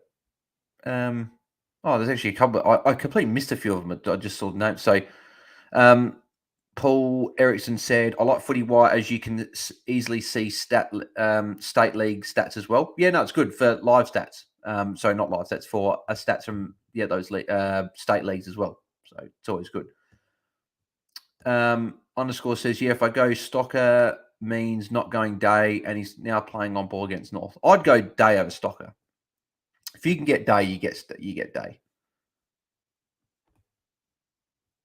Lucas says, "What do you reckon about Hunter Clark? As some CBAs and no one's been talking about him." We had a bit of a chat with him on the Twitter space on AFL Fantasy Fanatics. If you don't follow that, I don't know if a few people are following that, but if you haven't, we're near 1,000 followers on Twitter, AFL Fantasy Fanatics. So if you haven't followed, make sure you go and follow so we can reach that. Hopefully by the end of the weekend, it'd be nice. But yeah, Hunter Clark, I don't mind it. I don't mind as a bit of a different player. I don't. Like, a lot of people are saying probably don't get Hunter Clark and don't get Jack Bowes. I like both Jack Bowes and Hunter Clark as options. I personally wouldn't go them. I'd rather see one more week from those two before jumping on either. But especially with their break-even not being that high, you can wait a week. So I'd wait a week, Lucas, on Hunter Clark and see how he goes without Steele. But he's an option. Yeah, okay, yeah. So Poets and Cumberland for Ryan, Mr. the Jet, Ryan subbed out. Yeah, I thought so, yeah. Ethan, can't believe Tigers are in this game. It's just because it's so low scoring. The conditions obviously playing a huge role in the fact that it's like this. So that's why. Collingwood have controlled the game. They've had 13 shots to 5. It's just 3 goals 10 to 2 goals 3. It's pretty much what's...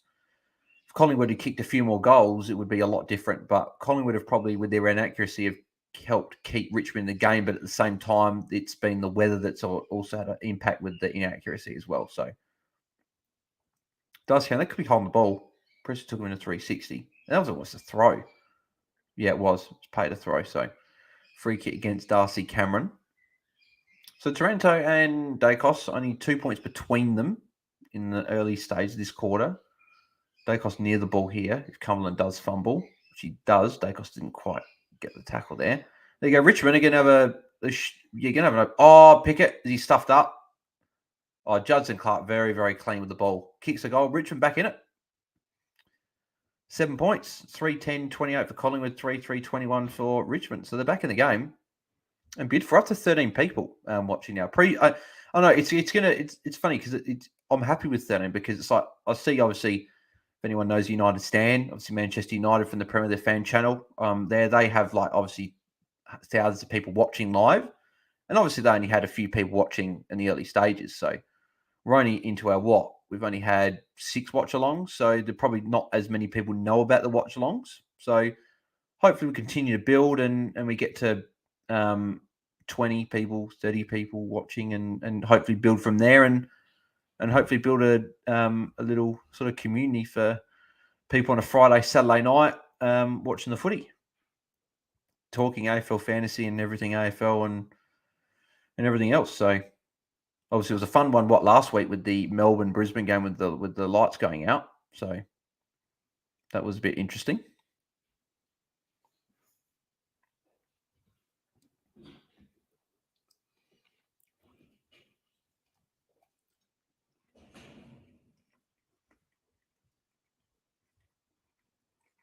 I think another miss for Collingwood.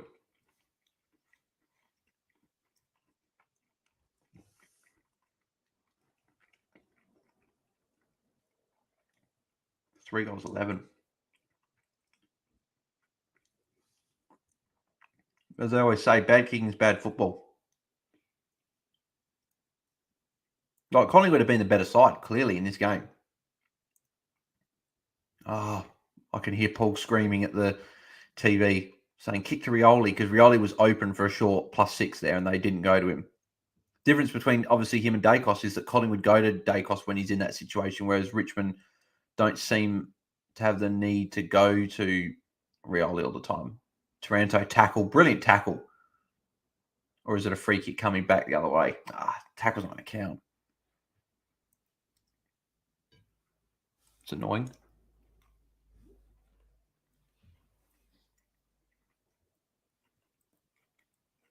Oh! There's a goal.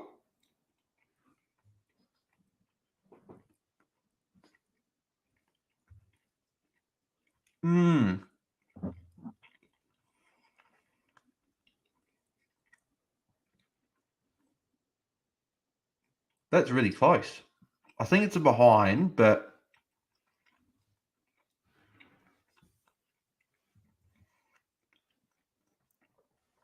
because as we know, the ball's got to be over the line for it to be a behind. Oh, has that ball come back? It's going to be really interesting to see what they do.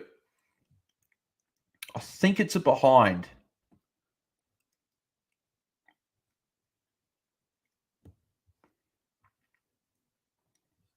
Yeah, behind. Missed the jet, hit the post anyway, didn't I? Don't think it did. I think it missed the post.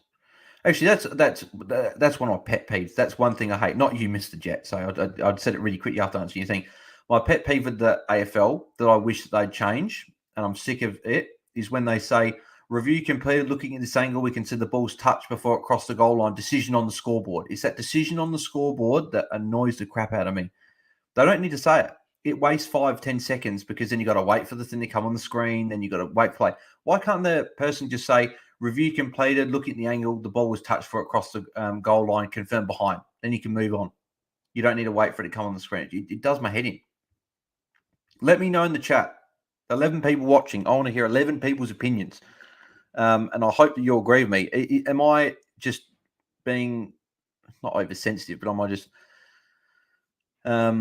sort of letting something get to me that shouldn't? Or are people agreeing with me and saying they should get rid of it and it should be review completed, looking at this angle, this is blah, blah, blah, confirm behind? They used to do it. I remember with the Blair goal in the Anzac Day game, in 2011, I think it was, the guy was like, review completed, confirm goal. It was the quickest. Well, obviously the review took long, but the decision of the review was quick. So Moon Boy, Basel fired up. Yeah, why not? Get fired up.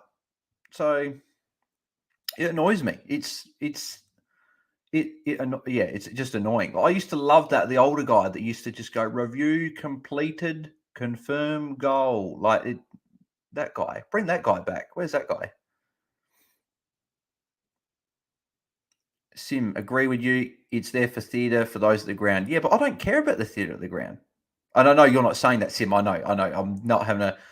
I see. I'm as Moonboy. So I'm fired up. Sounds like I'm having to go at everyone else. No. Yeah, of course. Yeah. It's for theatre at the ground. But I was at the ground last week and they did a review, and I was at the ground saying, just get on with the decision, move it. And so the theatre just plays nothing into my head. So I think that's theatre. I don't know. Go watch. I don't know. Something to do with theatre. Mr. Jet, agree. Good to hear. Lucas, they don't even need to tell us why. Just put it on the screen. There you go. That's even more savage than what I'm saying, Lucas. You're just saying that.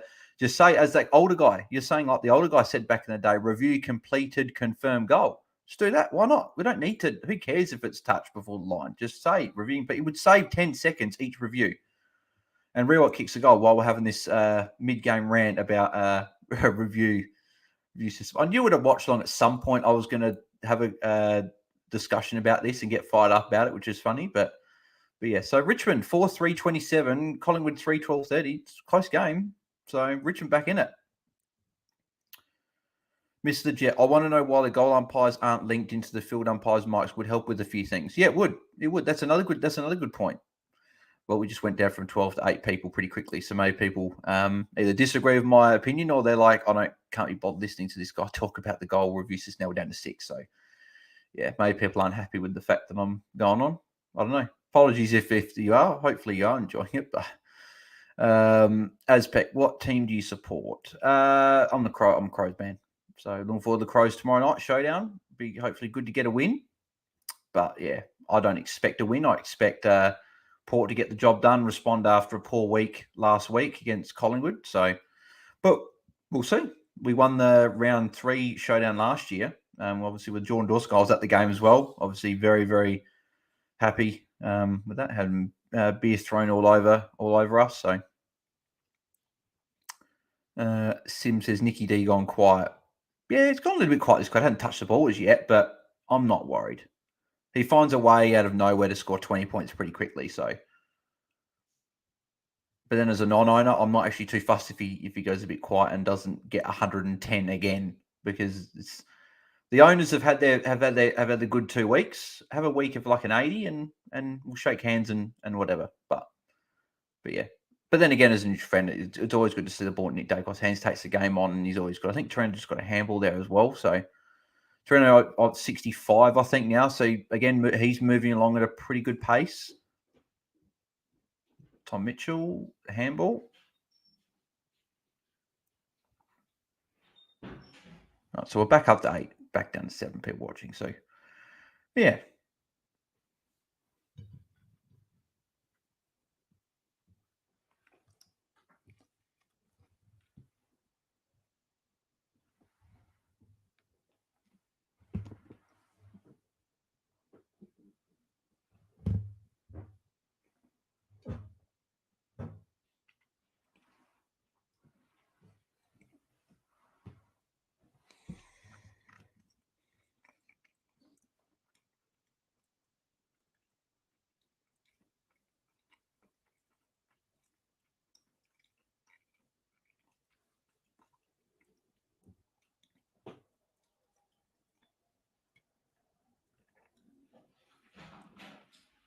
Best drink in the world. I said it last stream. Good old Coca-Cola. Can't beat it. Here's a question I'll pose for people watching. Had a bit of more discussion, bit of fun discussion, just completely off topic. If you're thirsty and you want to drink, what are you taking?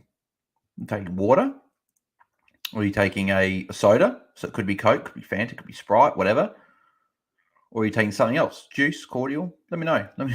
It's a weird conversation. I don't know why I said it. Probably just because I like Coca-Cola so much. But for me, it's Coca-Cola, 100%. Can't think of anything better than being at a beach on a hot day, having a can of Coke. So let me know. Let me know what your thoughts are. If you're thirsty, is it water, Coke? Is it juice, cordial? Is it another soft drink? Nothing. I wouldn't imagine if you're thirsty, you'd have nothing. You'd have something, but some people are different. You never know.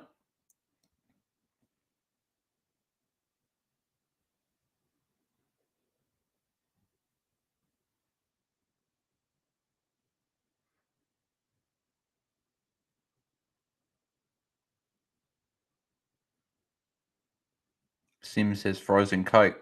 That's a good one. I didn't even think about that. I'm not a slushy man myself, but I prefer just normal soft drink. But I know a lot of people do. So yeah, that's a good one for if people are thirsty. So Josh Daicos, goal. There you go. Finally, Collingwood kick a goal. 4-12. So back out to 9 points. But yeah, frozen Coke's a good shout. Not me personally, but I know a lot of people do like it.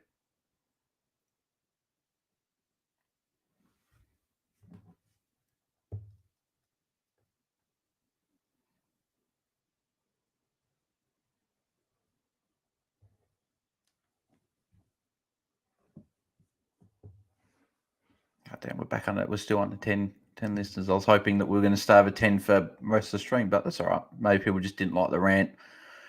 I was going on with the review system. Maybe people just like, it's pointless discussion. I don't want to watch this bloke have a rant about the goal scoring thing. To be fair, I probably couldn't be bothered watching someone talking about the goal scoring system either, to be honest, but appreciate everyone that's tuning in anyway. 11 minutes 33 to go in the third quarter. It's just the thing I love about Taranto, the thing that's good is that at GWS, he was criminally underused as a midfielder in his last couple of years. He won a best and fairest for them in a year where they made the grand final, and Taranto +6. So yeah, good getting out on the spread. So that's 8 points very quickly for him. So he's gone to 77 now, Taranto. So and it's only halfway through the third quarter. So looking really good. and he might get it back. Yeah, Taranto, another +6. Taranto will line up for goal from probably 48 metres. He might kick it from 50. I think the mark's on about 48, so he might kick from 50. So come on, Timmy T, mate. Line it up from downtown. He's one of my favourite players. I love Taranto. Didn't have a great relationship last year. If anyone was following me back last year with bringing him in at 939k as a mid forward, scored over 100. He's sort of kicked it way into the pocket, but that's okay. Still +6. Moves in 83, I believe now.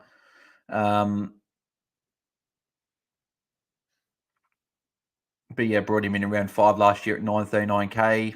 Scored 200s and 120s in the first 4 weeks, looking good.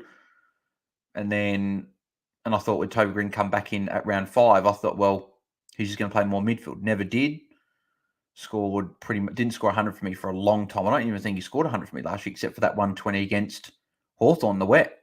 And I could have got Mills for 100 and something K cheaper, and got that 160 got against Hawthorn. But we live and we learn, don't we? That's why I'm a lot more about the value now. Oh, Ash Johnson saw it behind, another behind for Collingwood.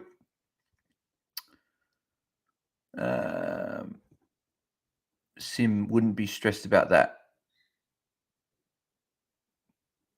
Wouldn't be stressed about what? I don't know. If you're talking about like the people not tuning in, Taranto, is that another +6, or does he just get a handball? I don't know. Yeah, Sim. Sorry, I must have missed that chat before. Maybe it was. I can't remember exactly what I was talking about, but that's all good. Moonboy, smash up the likes for Bales Legends. Yep, thanks, Moonboy. Appreciate that. Yeah, if you are enjoying the video, we've got 6 people watching now, so should be a minimum of 7 likes. I know it doesn't make sense. Just sort of, I don't know. Try to be a joke. It wasn't funny. Lucas says, water usually, nothing like a cold can of Coke, though. Yeah. There was a day I was at the beach with my best mate. Really, it was like probably high 30s. And I hate going to the beach when it's really hot. Funny enough, but it sounds stupid. I know. Like people are like, well, when it's hot, you go to the beach. But I'm that person. I prefer to go to the beach after 5 p.m. Have something to eat, have a stroll, whatever. That's about it. That's if I go to the beach, that's what I normally do.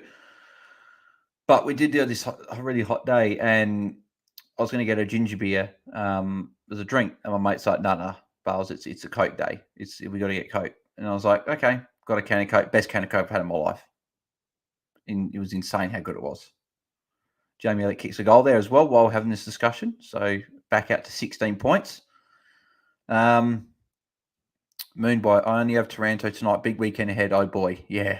Big weekend, especially with the whole Constable thing, throwing a spanner on a lot of people's teams. A lot of people are going to miss out on Setterfield as well, I think, now, or Zeeble, one of the two, because a lot of people's trades were probably going a Steele down or a McRae down or whatever and getting a Setterfield, then going on the other end, someone up to get Zeeble. But now that's a lot of people aren't going to be able to do that. So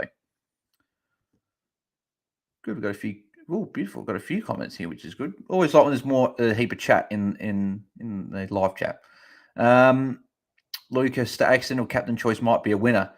As Peck Timmy putting a smile on my face. Yep, that's right. He's looking good. 85 points. Still 8.5 minutes to go in the quarter. I think he's on the bench at the moment, but that's fine. If he comes on in a few minutes and still gets another 10 points, 95 points 3/4 time, you're taking that.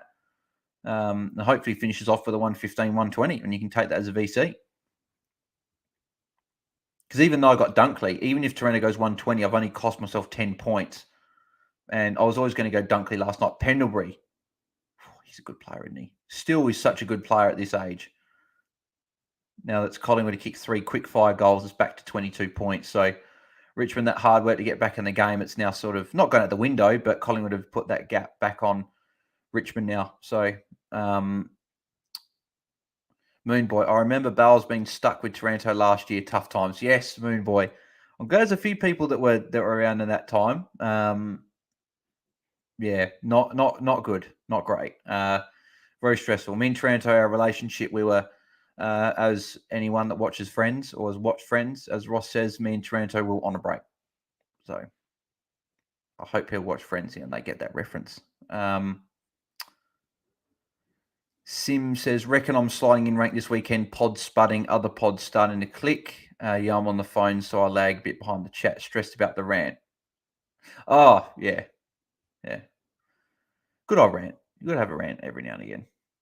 Gets that negative energy out of your system. Even though I always have negative energy in my system when it comes to fantasy because every time a player does crap, I get angry. So, bit like that guy on the TV having to go at the umpires there. So, yeah, well, Sim, who are the pods you've got that haven't fired so far? Be interesting to see because if they haven't played yet, you never know. They could go big. You can't predict the future. But if they haven't fired, let me know who your pods are. Paul Erickson, you need to go to a beach in Tassie.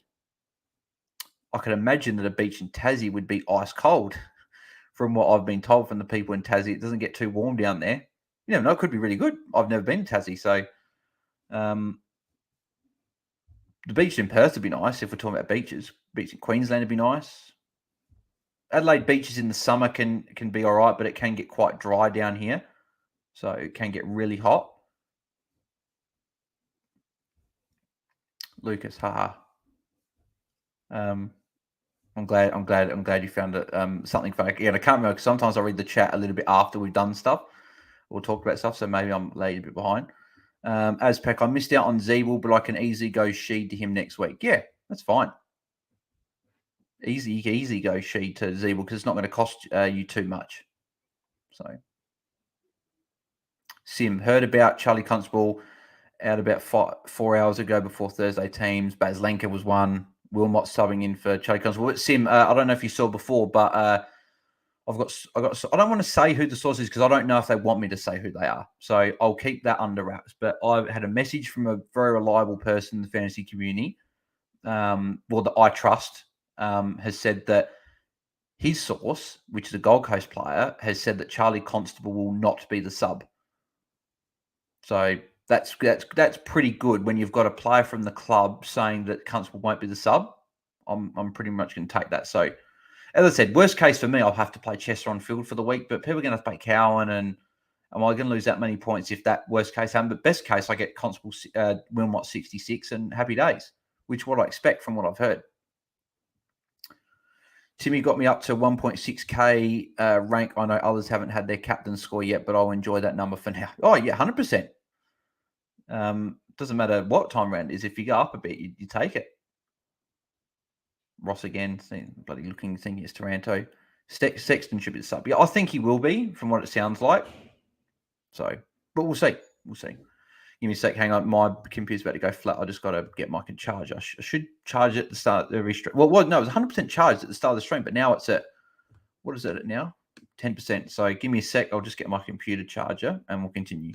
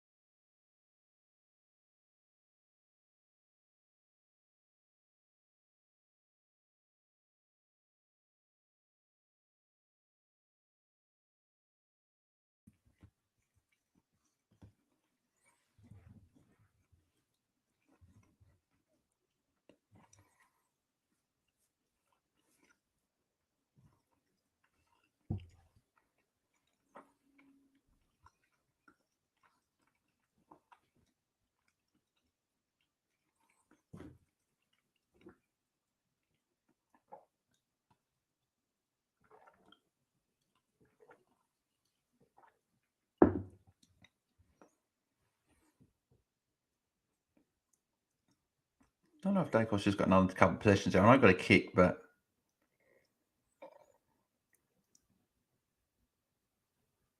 Sim sources are always nice to have. Yeah, they are. They're very, very good, helpful. I wouldn't say I have sources. I just got a message from this person and fill me with confidence that I don't think he's going to play. So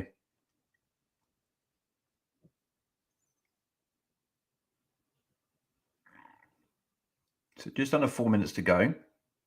I think Daicos has moved to 71 now, which is pretty good. He had a quiet first half of the quarter, only scoring a few points. I think it's only 4 points, but he's sort of been able to get a few points late in the last few minutes. So, yeah, he did get a handball and then got it back for a kick. So he's on to 73 now. So, again, he's on track for another 100 again, which as a non-owner is a little bit frustrating that I didn't start with him. It was just one of those ones I overthought. But then again, it's like if it came off and he had poor scores start the year, I would look like not look like a genius, but it would have been a good move not to start with him. Has that been paid holding the ball? No, that's not holding the ball. I don't know. You guys probably watching this as well. Grimes dived on it, but my check's holding it in, and then Elliott has grabbed it and held it to Grimes. That's not holding the ball for me. He didn't dive on it. He put his hands on top of the ball, but he didn't drag it in or anything like that. That's not holding the ball for mine. I know what you guys think, but for me, I don't think that's holding the ball. Personally.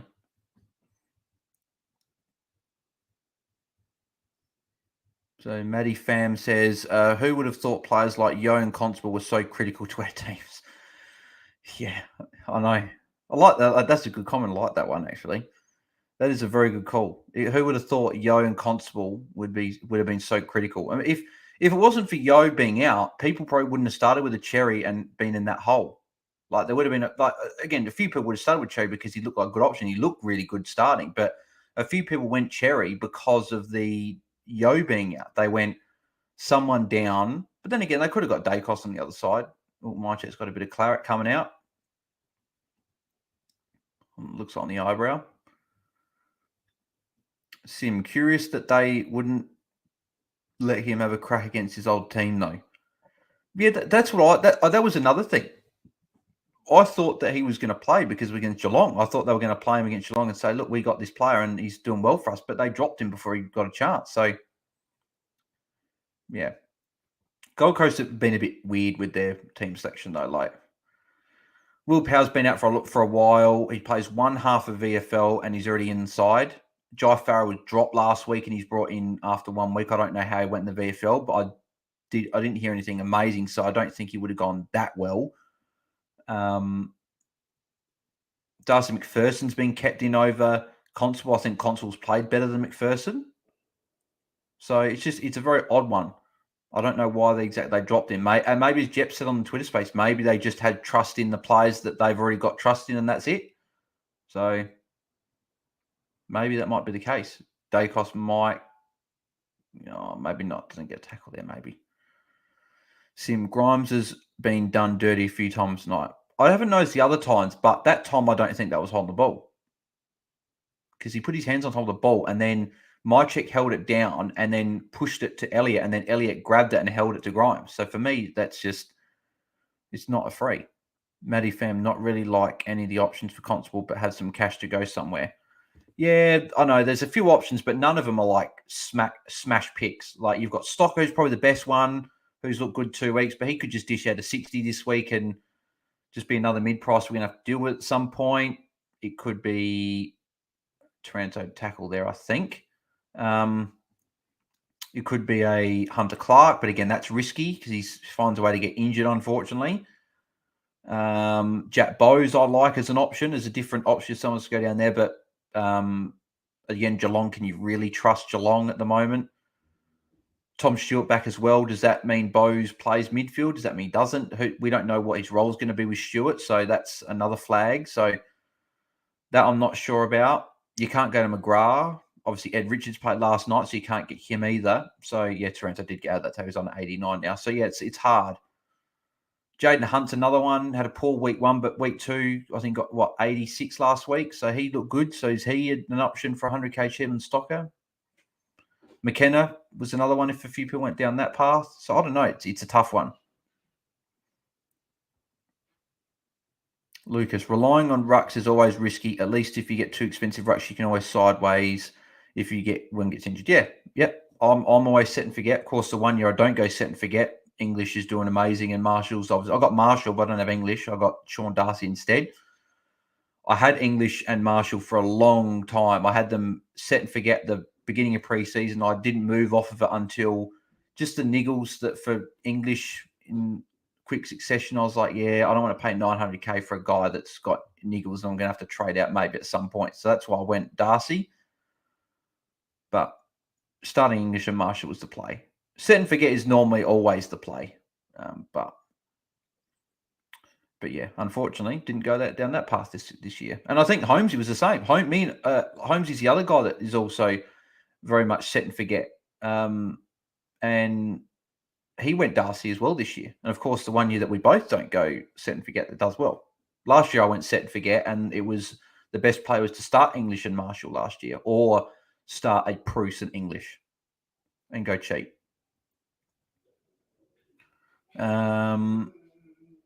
Sim says possibly Constable could find himself on the roulette with Farah in and out all year. I think I prefer Farah because Farah's a better defender than what Constable is. And I guess because I've already got Weller and the distributors there, I don't need Constable. Which is annoying because I thought maybe Powell and Weller were going to be, it was going to be at least 4 weeks. I thought we were going to have 4 weeks. And the thing that sucks as well is the fact that Constable scored well, averaging 84 as we hit 3/4 time. This game, Collingwood 57, Richmond 29. It sucks that Constable was scoring well. We've got a low break even, but he's been dropped. So we can't do anything with him. Like, well, we have to trade him. Or you keep him for a week, hope he comes in next week, but he's probably not going to. So anyway, 3/4 time for this. So low scoring game in terms of fantasy was not a lot of people going big, but the two obviously of note are going well. So Taranto's top scoring for the game with 89. So again, he had a really quiet start, but he's come good in the next couple of quarters. He's on 89. Liam Bake, 83. So people that jumped on him, we're pretty happy with his score so far. I wouldn't have done it because his role can change each week, but he's looking good. Side bottom 80. Josh Daicos and Nick Daicos both 79. So Nick Daicos doing his thing again in a pretty wet weather game. It's a pretty good score to get to that. Jack Ross 78, Tom Mitchell 75, Nankervis 74, Elliot Prestia 73, DeGoey 70, Vloston 71. Well, it's Vlostone, isn't it?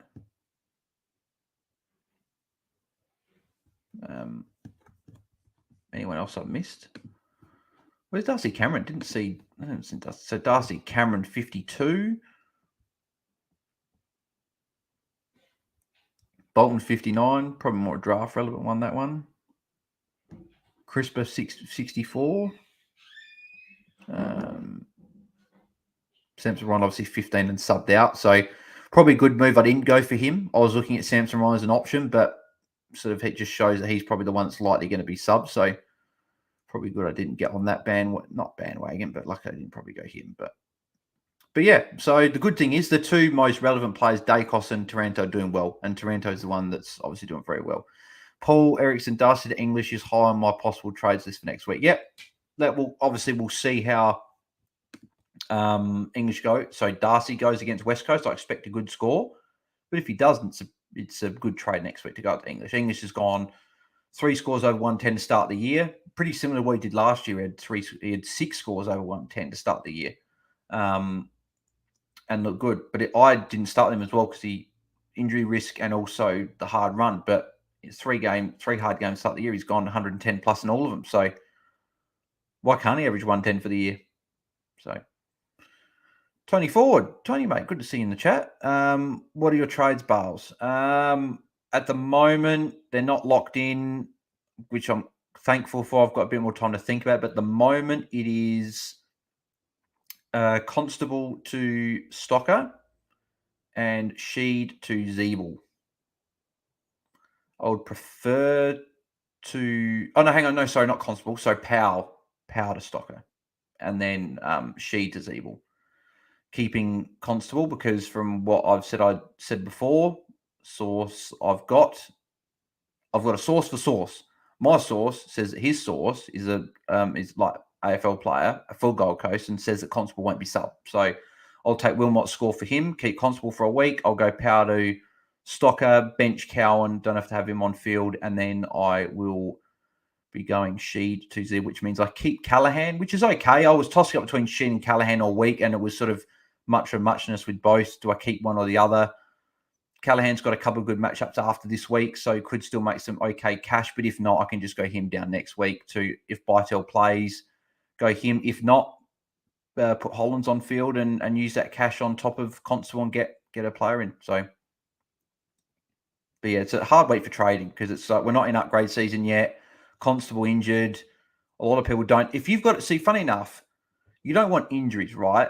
But if you had an injury this week, the Jack Steele, it's not because you can't get. There's no such thing as being kissed with an injury. But if you ever wanted an injury to happen, Jack Steele with a 118 being expensive, this is the perfect week to do that because you go him down to Setterfield, you make yourself near 300k. You can put that on top of Constable and you can get a pretty decent defender in. And if you've got flexibility, you can get Zeeble or whatever. You've got options if you've got that. I didn't have any like expensive like players I could really get rid of. Bont was the only one, but I'd be keeping Powell, Sheed, Callaghan, and then have Constable as well, which I wasn't comfortable having all of those when all could be issues again next week. I'd rather get rid of two of them this week, hoping that the one or two that I keep come good, and I don't have to worry about them. But Tony, I'm doing Constable to Stocker and McVie to Caminiti. Thoughts on that? Bench for Caminiti. Yeah. I remember you sent me those through message, Tony. Yeah, I like him. Yep. Caminiti's going to make money. Jeff was saying he'd go Van Ruin, though, save the extra cash. He would do that. But Constable to Stocker, I think it's going to be a pretty common move. But Caminiti's going to make quick cash. So you could always have him and you can get Van Ruin next week if you really want.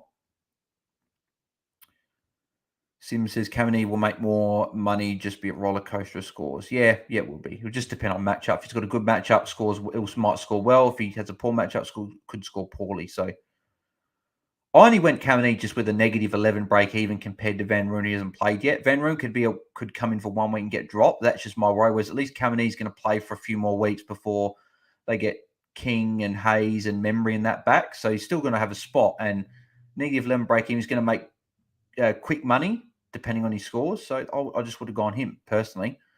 But Jep is the rookie expert, so I'd listen to Jep. I wouldn't listen to me. So I'd get Van Ruin.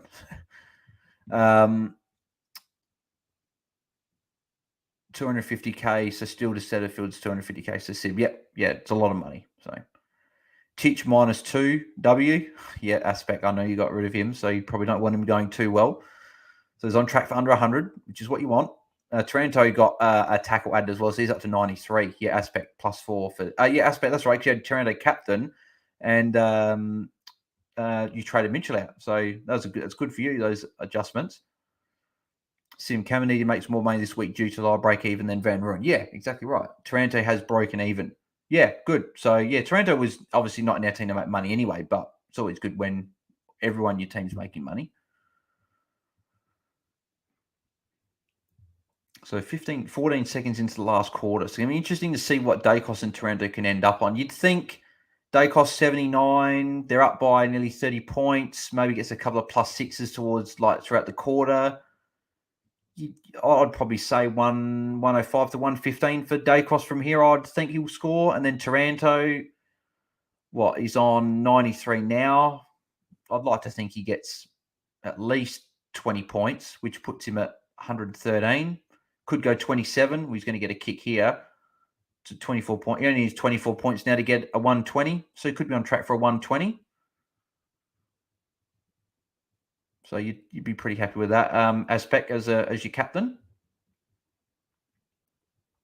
Paul Erickson. I've Stuken myself, left Chesser and Constable on field with Wilmot as emergency prior to training, going to play Davey against the Saints. Cross my fingers. Oh, yeah, you don't feel comfortable with that, do you?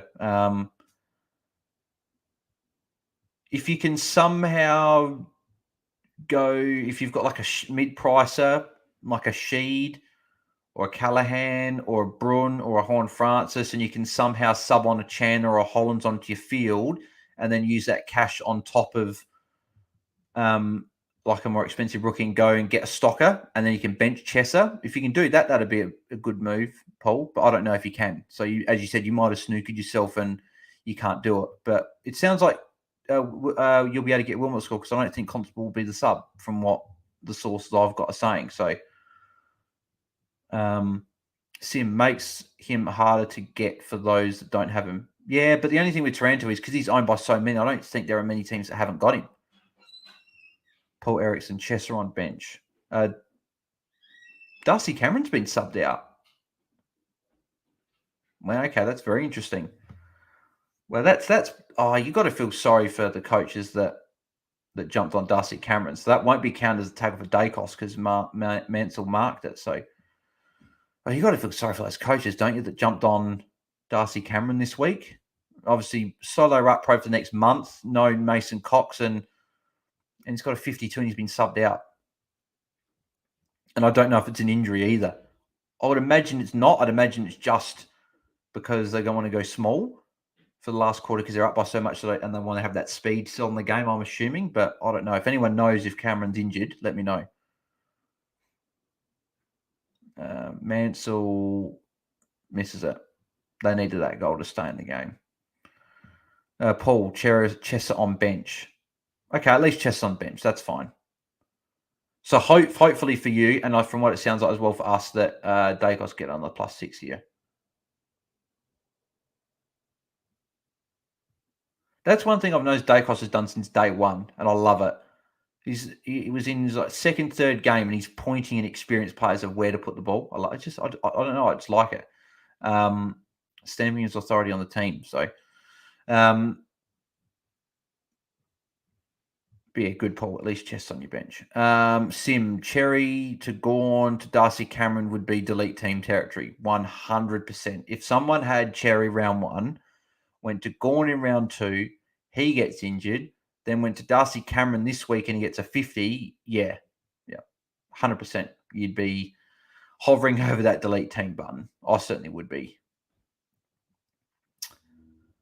Trading Constable today, Davey should get 50-ish. Paul. Yeah, I'd say so. I still got up to 14. I was hoping we'd tick to 15 people watching. We've still got 10, which is good. So we're still in double digits, which is good. So appreciate people. Now we're down to 9. So I still appreciate the people that are watching anyway, regardless. But yeah, it was good to be on 14 for a bit. I don't think we've hit 20 on a watch-along yet, which would be nice if we can do that soon. We get 20 people. Even if people then leave after, it'd be good to just see the number 20 on there. I saw we got a fair bit of support, actually, with the podcast live streamed. Let me know if you got what people watching now. If you guys are tuned into the AFL Fantasy Fanatics podcast, the live Twitter space, did you tune in on YouTube or did you tune in on Twitter? So you got the Twitter space, but also live streaming the Twitter space on YouTube. We had a bit of technical issues with the first 10, 15 minutes of the one last week. I forgot to actually join the space. I clicked on the space, but I didn't join the space. But I now know what to do. We won't have that issue going forward. So, yeah. So let me know if you prefer. No, not what you prefer. Where do you tune in from, Twitter or YouTube? Because we had 30-something tuning in on YouTube live. I think with Stato and Minimonk, which is a good chat. This week at the moment, they've both said yes. We just obviously double confirm they are. But at the moment, it'll be Matt Mottram and Lemon DT at the moment are the two that we have preliminary locked in for Sunday night, which would be a good chat. Obviously, Lemon, obviously the king of the team value, and Matt Mottram last year's winner. So it'd be good round to get them on and have a chat. So, Paul says training costs a day. David should get 50. So leaves me with a little cash to move Darcy on if required. Yeah, okay, that's good. That's good call. I'd get day anyway, save cash and get day, but obviously getting your cash also allows you to potentially move something on. So you got cash to the bank for safety, which is good because if Darcy does well, you don't need to trade him, you've got cash for another move. So I don't mind that at all. Taranto on 96, which is good. Nick Daicos 84, so he's top scoring for Collingwood at the moment. And we still got 15 minutes. So, yeah. Sim, live stream podcast on YouTube was good. How I found this. Oh, good. Good to hear, Sim. It's been good fun to me and Tim doing the Twitter Spaces for just for Christmas and the preseason. Had a lot of support on that. We certainly didn't expect the amount of people tune in. We've already had over 20,000 people listen for, I think we've had 14 episodes, which is great. Like, I think we're averaging over 1,000 people, 1,000 downloads a podcast episode, which is great. And I think our last 3 episodes have hit over 2,000 and that's just on Apple and Spotify. That's not including the 100 plus we've had in the last couple of Twitter Spaces, tuning in live. Then obviously last week we had 500 plus view on YouTube. So it's good. It's going well. So very happy me and Tim at the moment with that. Tony Ford, what do you reckon Carlin could score this round? Oh, he's a tough one to get a read on this round because Carlin can be tough to score on. Shoulder concern. Kelly and Whitfield coming back. Does that help Callaghan? Because better people going to give the ball to him, or is that bad because they're going to get more of the ball? It's tough, so I don't know. Sim, but watched after the fact. Okay, yeah, that's fine. We're happy if people don't tune in live. We're just happy to get people tuning in at all, even if it's on replay. Because we know that people aren't always going to be free on a Sunday night to listen to it live. So we're like, yeah, if you can listen to it on replay, love it. Appreciate the support, Sim. Sim says Finn 60 to 80 in my opinion. I'd probably say about that, yeah. I'd probably say 60 to 80. I'd probably be a little bit more, I think could be anywhere from 50 to 90. I think you go a tiny bit worse, but you could also go a little bit better if things go right. So I don't know. Really tough one to get a read on. But I was going to get rid of him, but then obviously Constable means I've got to go she. Because I think I need one of Zeeble or Setterfield. I can't miss out on both because they're both the good mid prices. I won't be able to get Setterfield, which sucks, but at least I'll be able to get Zeeble, who will get defender status in a few rounds and put him in defence. There's that value defender, and either one I can move him on in like near the buys to a better defender, or I can keep him for the whole year because he's going to be near a top 6 defender. And if he can get a near top 6 defender at 629k, it's not bad. Like people getting Will Day at 609k, and he's a good value pick. Like Zeeble, if Zeeble had defender status, he'd be like a lot more highly owned. He'd be the obvious trade for Constable, but yeah. Paul Erickson, podcast for your normal content. I work shift work, so it generally suits me better, not always about for live streams. Yeah, that's another point. Yeah, because not everyone is, as we said, not everyone's available at the time that me and Tim stream. So that's why it's always good that me and Tim record it and it's available for people to listen to after, because some people can't listen on Sunday or Monday, so people can listen on Tuesday or Wednesday. So because we still have people listening to the podcast from last Sunday today, catching up. So because there's so much content, people that listen to all of it won't get time to listen to ours until later in the week, which is fine. We're just happy that people giving a listen and yeah. And if you haven't already, head over to Apple or Spotify or both. Be good for both. Leave us a 5-star rating if you enjoy the content. We'd appreciate 5 stars. And then if you're on Apple as well, leave us a review. Preferably a good review, but any constructive criticism as well is always appreciated, as long as you leave 5 stars. No, yeah. Yeah, I think we're 4.9 rated on Apple, which is good. I think one person went 4-star, and that day that happened, I was like, ruined our perfect record, but that's fine. We appreciate everyone. Mr. The Jet, does Callaghan outscore Cowan this week? Yes. Yeah. Simple answer is yes. You can't trust Cowan just because he's had 2 poor scores. Again, it could be because he played 2 harder opposition in Richmond and Geelong, close games. Maybe a Giants game's a bit more chipping around. Maybe Cowan gets involved a bit more. So that could be a factor. But I'd play Callaghan over Cowan, 100%. Tony Ford, a mate of mine had Cherry to Gawn to Cameron, had Stewart and Kelly in round 1, Steele and Constable as well. Yeah, that's delete team button right there. People don't deserve to get that much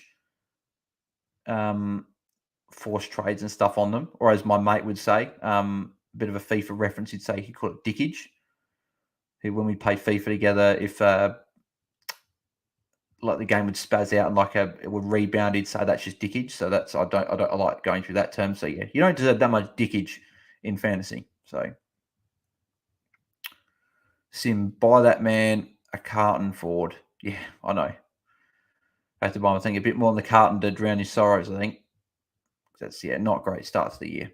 I would struggle because I'm so passionate about fantasy.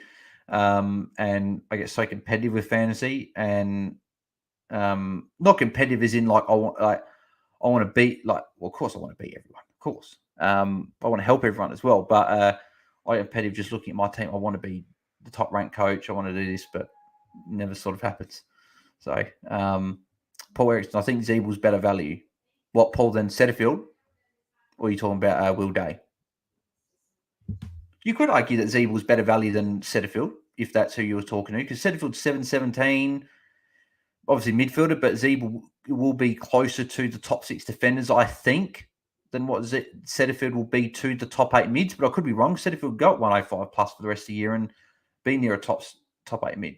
So, but if you're talking about Will Day, yes, 100% agree. But Will Day is obviously a very good pick as well. Paul Erickson, I often listen to most fantasy podcasts more than once. Oh, good. I normally listen to each of them once, but yeah, mate, if you want to listen to it more than once, go ahead.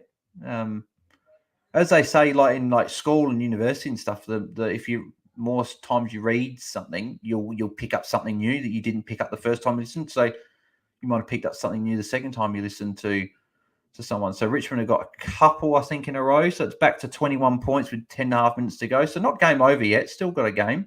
7-15, 57, 2-5, 6-36. Halfway through the quarter, or nearly halfway through the quarter, we've got 11 people tuning in now. So if you haven't liked the video, for the people watching now, please leave a like if you're enjoying the content. Also subscribe to the channel on 804 last time I checked. So obviously 196 away from 1,000. I cannot wait to hit that 1,000. I've been trying so long to hit that 1,000 mark. So yeah, it'd be like I'm not gonna say dream come true. A dream come true is like 10,000 or whatever, but be awesome to hit 1,000. But yeah, fantasy scores. You got Tim Taranto 99. So even at this point, worst case scenario, you'd still wouldn't be that unhappy. You just want Taranto one more disposal to get over the 100, and you'd be happy enough. And then anything else is a bonus. Then you got Tony Curves 96. He's been good the second half. He's scoring well. I didn't remember him being over 50 at halftime. He's now getting near 100. Liam Baker 90. Josh Daicos and Tom Mitchell 91. Nick Daicos 86. Still half a quarter, so they'll probably all get to their hundreds from this point, you would imagine. Tom Lynch has marked it. Okay, here we go. If Tom Lynch kicks this, I'll never put him in the book, even in these situations, because he can sometimes miss them from 15 out. But if he puts this through, which he should, it'd be back to 15 points. We've got a game.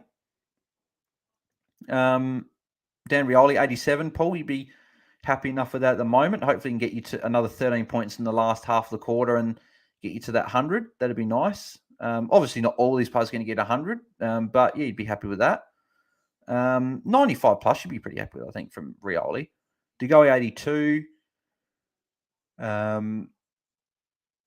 That's pretty much the main ones there. Tom Mitchell up to 93 now as well. But yeah. Sim says Setterfield has a better break even to make value. However, Zeebel forward defender status that he will get is worth more. That's a very good point, Sim, you raised there, is that because their defenses are so weak, having that defender forward in a few rounds' time will be good, because you can either have him in your forward line, you can have him in your defensive line. You can assess that. Obviously, a lot of us will put him in defense because our defenses are a bit weaker. But yeah, it's good flexibility. We had Harry Himmelberg last year with the defender forward flexibility. What was it, year before? We had Aaron Holwood forward defender flexibility. So we have had some of these defender forwards in the last few years that have been really good and helpful for sides, especially during buys as well. That's another one that helps in the buys with a utility spot. If you've got a defender mid like a Chester in your utility, you can swap them around. It just helps out a lot. So even though I'm still annoyed I can't get Setterfield, I'm okay getting Zeeble. It's if I couldn't get both, that would be when I'd be a bit annoyed. But I can get one, which is good. Yeah, Paul said Setterfield. You could argue Zeeble's better value. I prefer Setterfield, though. I think the ceiling for him, I can't say the ceiling for him's higher because he could, he's shown 180 in the past in this role. So yeah, can't say ceiling. I think I'd just rather, I don't know why, I'd rather Setterfield because he's got the inside mid role. And because I think his scoring will be more consistent and he's not over 30. He doesn't have that risk of Aaron Hall in the VFL that come in. But I think they've shown that Aaron Hall got 37 in the VFL, but they still prefer Sheasel and Zeeble. So I don't have as much doubt that Hall comes back in. But then again, worst case, you have Zeeble for 3 weeks. Hall comes back in. Daicos should get a +6 here.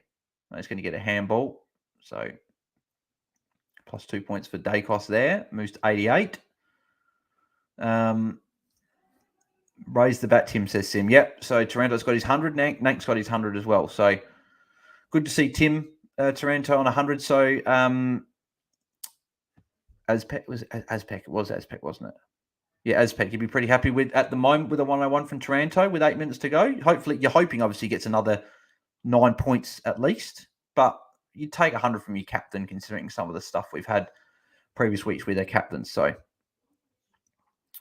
Tony Ford, I couldn't watch footy without fantasy. Other than watching my team, I don't think I'd watch many games. Yeah, I've had that feeling even in finals. Like with fantasy, when it's not fantasy, I don't have as much of a keen interest in the foot. Like, of course, I'm not going to say that because I love footy. I watch every game I can. Was that Nick Daicos for +6? I think it was. So another +6. He moves to 94, I think. But yeah, like at finals, there's a different love for it. It's like I'm not watching the games. It's finals, the best teams playing, but I'd much rather be having a fantasy team, which is why I always enter Draft Stars, even though it's gambling or whatever. I just like to have a fantasy team in the game to cheer players on. And yeah, so, but yeah, I do agree. If I didn't have fantasy, I wouldn't watch as much as what I do. I'd still love footy, but I wouldn't watch as much.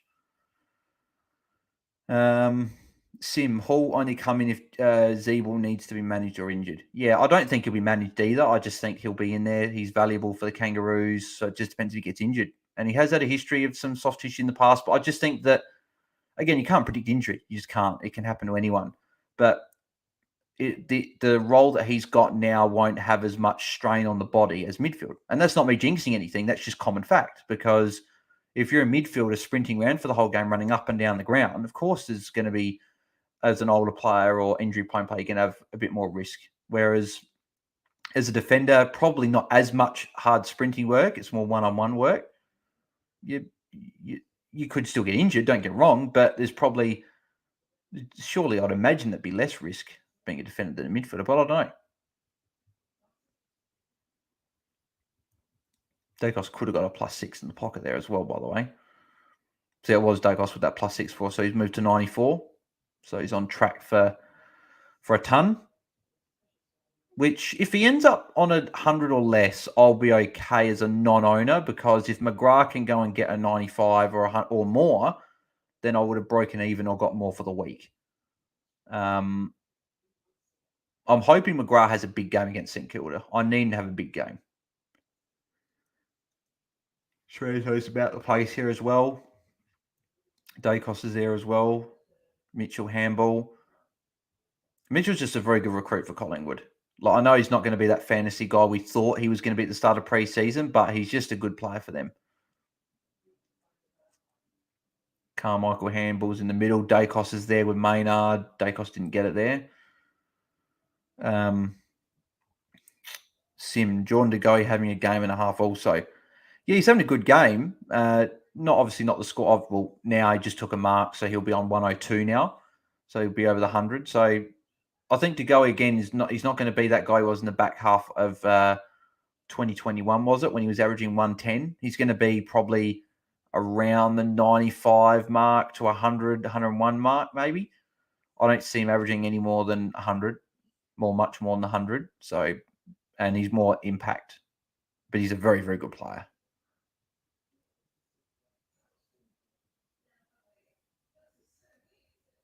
So 5 minutes to go on the game, and then it'll be done. Another watch along in the books as well. So it doesn't seem like 2.5 hours we've been here streaming. It seems pretty quick.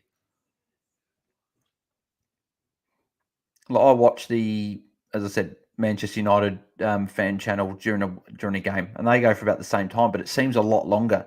I think it's just because the game of soccer it seems a lot longer because there's not as many goals, whereas footy seems quicker because there's so much more action. So, but yeah, as a footy will always be my number one. There we go. It's a bit better, more central. Sim Titch to Pies feels like a Rocky to Power fantasy wise. Yeah, it does. But Rocky did have a lot of good games for Port as well. There was periods where he did average over 110 for Port. Just didn't obviously have the huge ceiling games like he did at Brisbane. I'll still never forget that game against Gold Coast where he went 192 or 189. He went high. He went over 185, and Hanley also had 170. I didn't have Hanley that game. It would have been amazing if I had both. Imagine that. Like, you're getting 4 players' scores from 2 players, and then I think I had Rockcliffe captain that week as well. So I got 190-something points from a captain. Those were the days. Unfortunately, with fantasy, the way it's sort of gone with, like, obviously the faster game style, there's not as many high scores. Taranto could have got a +6 there, but didn't. With obviously not as many high scores anymore, you don't get many of those 160s anymore. Like, even the 142 from Laird felt really big, but a few years ago, that 140 was, you got a few of those at least around, whereas there are some rounds now where the high score might be low 130s, high 120s, and you might get 10 people score over 115. That's it, and it's low scoring. Like last year, like we'd been like our midfielders in the past, you'd normally have 8 midfielders average over 111, 112, but we only had, I think, 6 midfielders last year average over 110. So, yeah, the scoring's definitely lower. But then I think as well, the rookies now are scoring higher. I think that, like, look at last year, you had your Daicos and I'm sure there's others. I can't think off the top of my head, but like Gordon the year before and Warner the year before. Tim Kelly, I think a few years ago as well. Like, you have these high scoring rookies. Like this year, Ashcroft's looking good. She's obviously looking incredible. Jinby looking good. McKenzie looking okay, even though he had a poor one on the weekend. Taranto could get the handball here. Okay, well, Taranto. Oh no, I thought that was Taranto on 113, but that was Nank Curvis on 113. So Nank's had another good game. Nank's been good.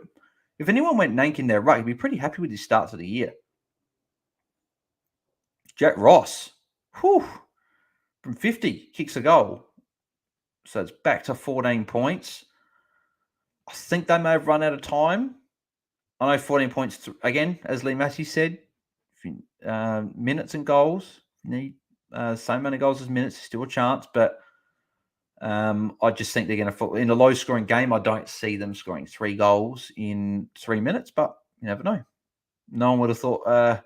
Apologies, Richmond fans. No one would have thought Gold Coast would have kicked 3 goals in 40 seconds. That with the back in the day with the whole Carmichael Hunt and whatever after the siren. But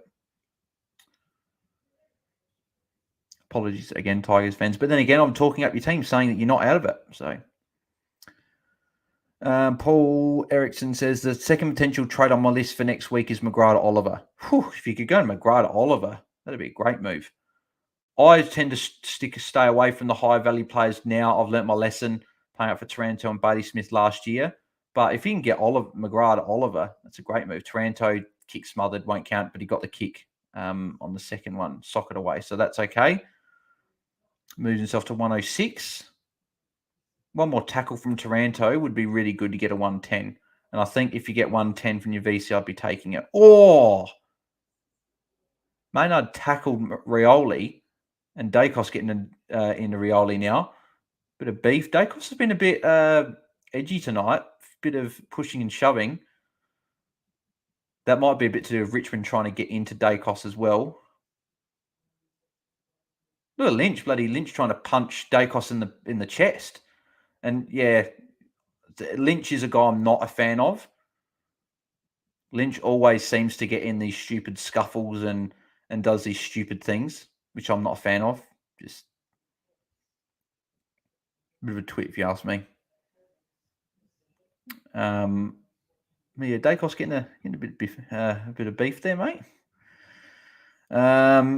Azpec, Timmy gone quiet. He's gone quiet, but he's still 109. Just got updated then, 109. I think 109, especially with a quiet start to the game. I think 109 is not bad. You're only 7 points off the people that had Dunkley VC last night. There's no guarantees that the other guys go 120. So, yeah. I think 109 is okay. Obviously, you'd be happy if you can get one more touch here or a tackle or something. He's around the ball, so he could still score 10 points in the last couple of minutes. So, last minute and a half. Sim, teams learning to spread the load more. Exactly. There's not as many those guys that get purely ball and that's it. It's a lot of team-orientated stuff. Well, look at Collingwood and Richmond. Both these teams aren't high-scoring fantasy teams. But they spread it around. Like if you look here, look, you've only got 400 from the game. Nankervis, Baker, Taranto, DeGoey. But then you've got 1, 2, 3, 4, 5, 6 players on 90. And then you've got 1, 2, 3, 4, 5 players on 80. So there's a few people over 80. And then you've got a lot of people in the 60s and 70s. So where's Taranto? One more touch for Taranto. I don't think he got one from just before. There's a free kick somewhere going to Richmond. Short +6 for Taranto here would be nice. Get him to 115. Hopefully get him to 115. Not they go longer.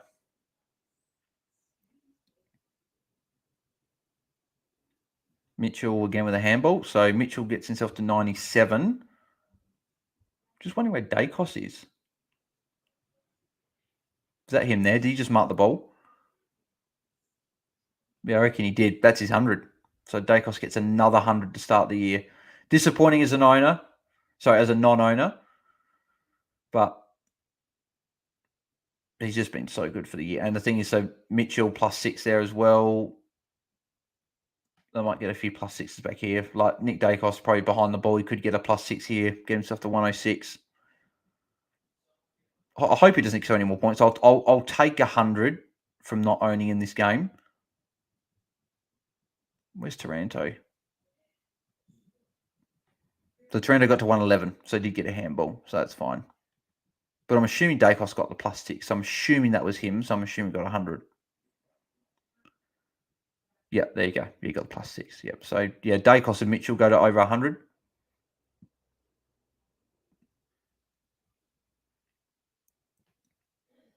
Another kick for Tom Mitchell here would be pretty good. I think that'll be higher, though, for free kicks. That'll be the end of the game.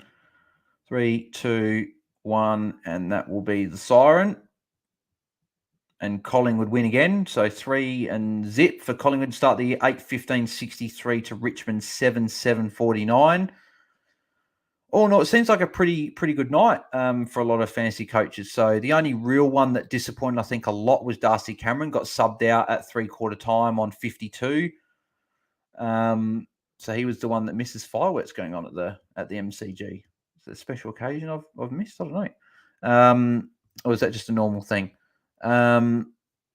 In terms of scores here, so you've got your Jordan De Goey top score 120, so he went well late, so that's a good score for those owners if they held. Tony Kerr's top score 121, Liam Baker 113. If you had him, you'd be happy with that score. Taranto 111, good score as well, another 110 plus for Timmy T. Tel Mitchell 103, Nick Daicos got 100. So you'd be happy with that as owners for him. A lot of people obviously own him. I currently don't, which it's disappointing every time I watch him, but I love him watching play, so that's fine. Jet Ross 96, Preston 94, Josh Daicos 91, Rioli 90. So Paul, you'd probably be a little bit disappointed with the night. Like 90 you'll take, but you probably want him more considering he started so well.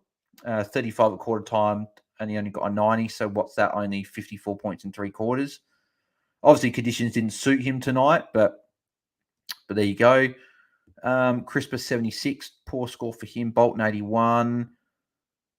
Yeah, and then it's not much else after. Obviously, Darcy Cameron was quite low. But look, Collingwood, a lot of their players went 70 plus. Half their team went 70 plus, but only 300s, and one was 120. The other two were just hundreds. So if Daicos didn't get that +6 and Mitchell didn't get that +6 at the end, they would have both been under 100. So, but yeah, good scores. It looks like all round for people tonight. So yeah, I'll just go through the last couple of comments here before we wrap this up for tonight. So Paul says Oliver had a fantastic run of fixtures for the next few weeks. Yeah, I did see that. Got a very, very good run of fixtures coming. So if you've got him, you'd be very happy. I know Tony Ford's got him. And then Paul said, not sure I'll have the cash though. Yeah, that's right. He's very expensive. So if you can't get him, I don't think it's the worst thing. He's expensive, and I've learned not to pay up for some of these players when they are such high price. I've got now to finish my uni science. I've also got to finish this in a sec. Laird VC and Oliver C, good choice. Yeah, I like that, Tony. Yeah, that's good. You got Laird, who's pretty safe for VC, and if he fails, you go to Oliver. So I like that, Tony. Very good. But I know you do have Brayshaw. So if you can go Oliver into Brayshaw, if that works, do that. If not, I'd go Laird into Brayshaw personally. Azpec, I don't think VC, just no loop. Oh, that sucks. I would have taken it. But at least Taranto for you, Azpec, got a 111. So it only cost you 5 points. So it's fine. It's nothing. So as you said, you'll take it. Sim, 535 from 6 players. That's not a bad start, especially if you had a couple of rookies. And I know you said you had a Bailey Smith as well. So that's not bad. Azpec, 1421 rank. Good work, Azpec, there. I'm nowhere near there. Sim, nice work, Azpec. And then Azpec says, thanks, good stuff. Sim, what's your live score players played? So I am on, I've only had, 3 or 4? So I had Bont 94, Ashcroft 71, Dunkley 116, Taranto 111. So the forward line looks good at the moment. And I've probably got Wilmot coming on for Constable. But at the moment, I've got 392 from 4. So not a bad start. You're averaging near 100 points played, which is exactly what you want. You want 2,300. So I'm pretty happy with that start. Plenty of good players to come still. Plenty of nervous players to come. So we'll see what happens there. Azpec, good night, man. Have a good one. Thanks, Azpec. Appreciate you tuning in. Thanks for coming on. Sim, Brayshaw hasn't tonned in Eagles last 2 years. I think that changes this weekend. I don't see him getting tagged, and I think he goes big. So, but then again, Tony's got Laird, Oliver, and Brayshaw. I don't think you can go wrong with either of the 3. So you probably like to take the VC from whoever you go VC. So perfect. All right, beautiful. Thanks everyone for tuning in tonight. Appreciate everyone coming on. We hit over 10 viewers a few times, which is good. Which we hadn't hit that for a few streams, which is good. So hopefully slowly but slowly building the community, which is good here. Appreciate everyone tuning in. If you did enjoy the video, make sure you leave a like on the video. Helps the channel out. Subscribe as well. I don't know. Let me have a quick look before we sign off for the night. If we got any people subscribe tonight. We got one person, so appreciate whoever that was. I didn't get notified who it was. Sometimes I do, sometimes I don't. But appreciate whoever subscribed there. Could be Lucas, because I hadn't seen his name before. So appreciate it, Lucas, if it was. Turn notifications on so you miss when I go live in the future. I'll be going live tomorrow night for the showdown, which will be good fun. So hopefully get a couple people on, because it's a big game. As a Crows fan myself, so but it looks like we should tomorrow hopefully have Callum Stone from Game Day Squad jumping on, and he's a Port fan, so it'll be good. Crows fan me, Port fan him, will be good to get him on and go through the game. And yeah, follow my social media links in the description below. Follow AFL Fantasy Fanatics. We're on nearly 1,000 followers on there. Twitter Spaces every Sunday night after the final game, every Friday night before lockout or before the game and before I go live here. Got Lemon and Matt Mottram, hopefully both them joining us on Sunday night for the round review. And yeah, that'll do us. So I'll catch everyone. Hope to see everyone tomorrow night and continue the chat again in another game. But good luck for tomorrow for all the other games. We've got we've got 2 games before we go live tomorrow. So good luck with all your teams tomorrow. Paul Erickson, thanks, Buzz. Thanks, Paul. Appreciate you tuning in. And appreciate everyone tuning in. And I'll see you guys tomorrow night for another watch along. So I'm out. Cheers.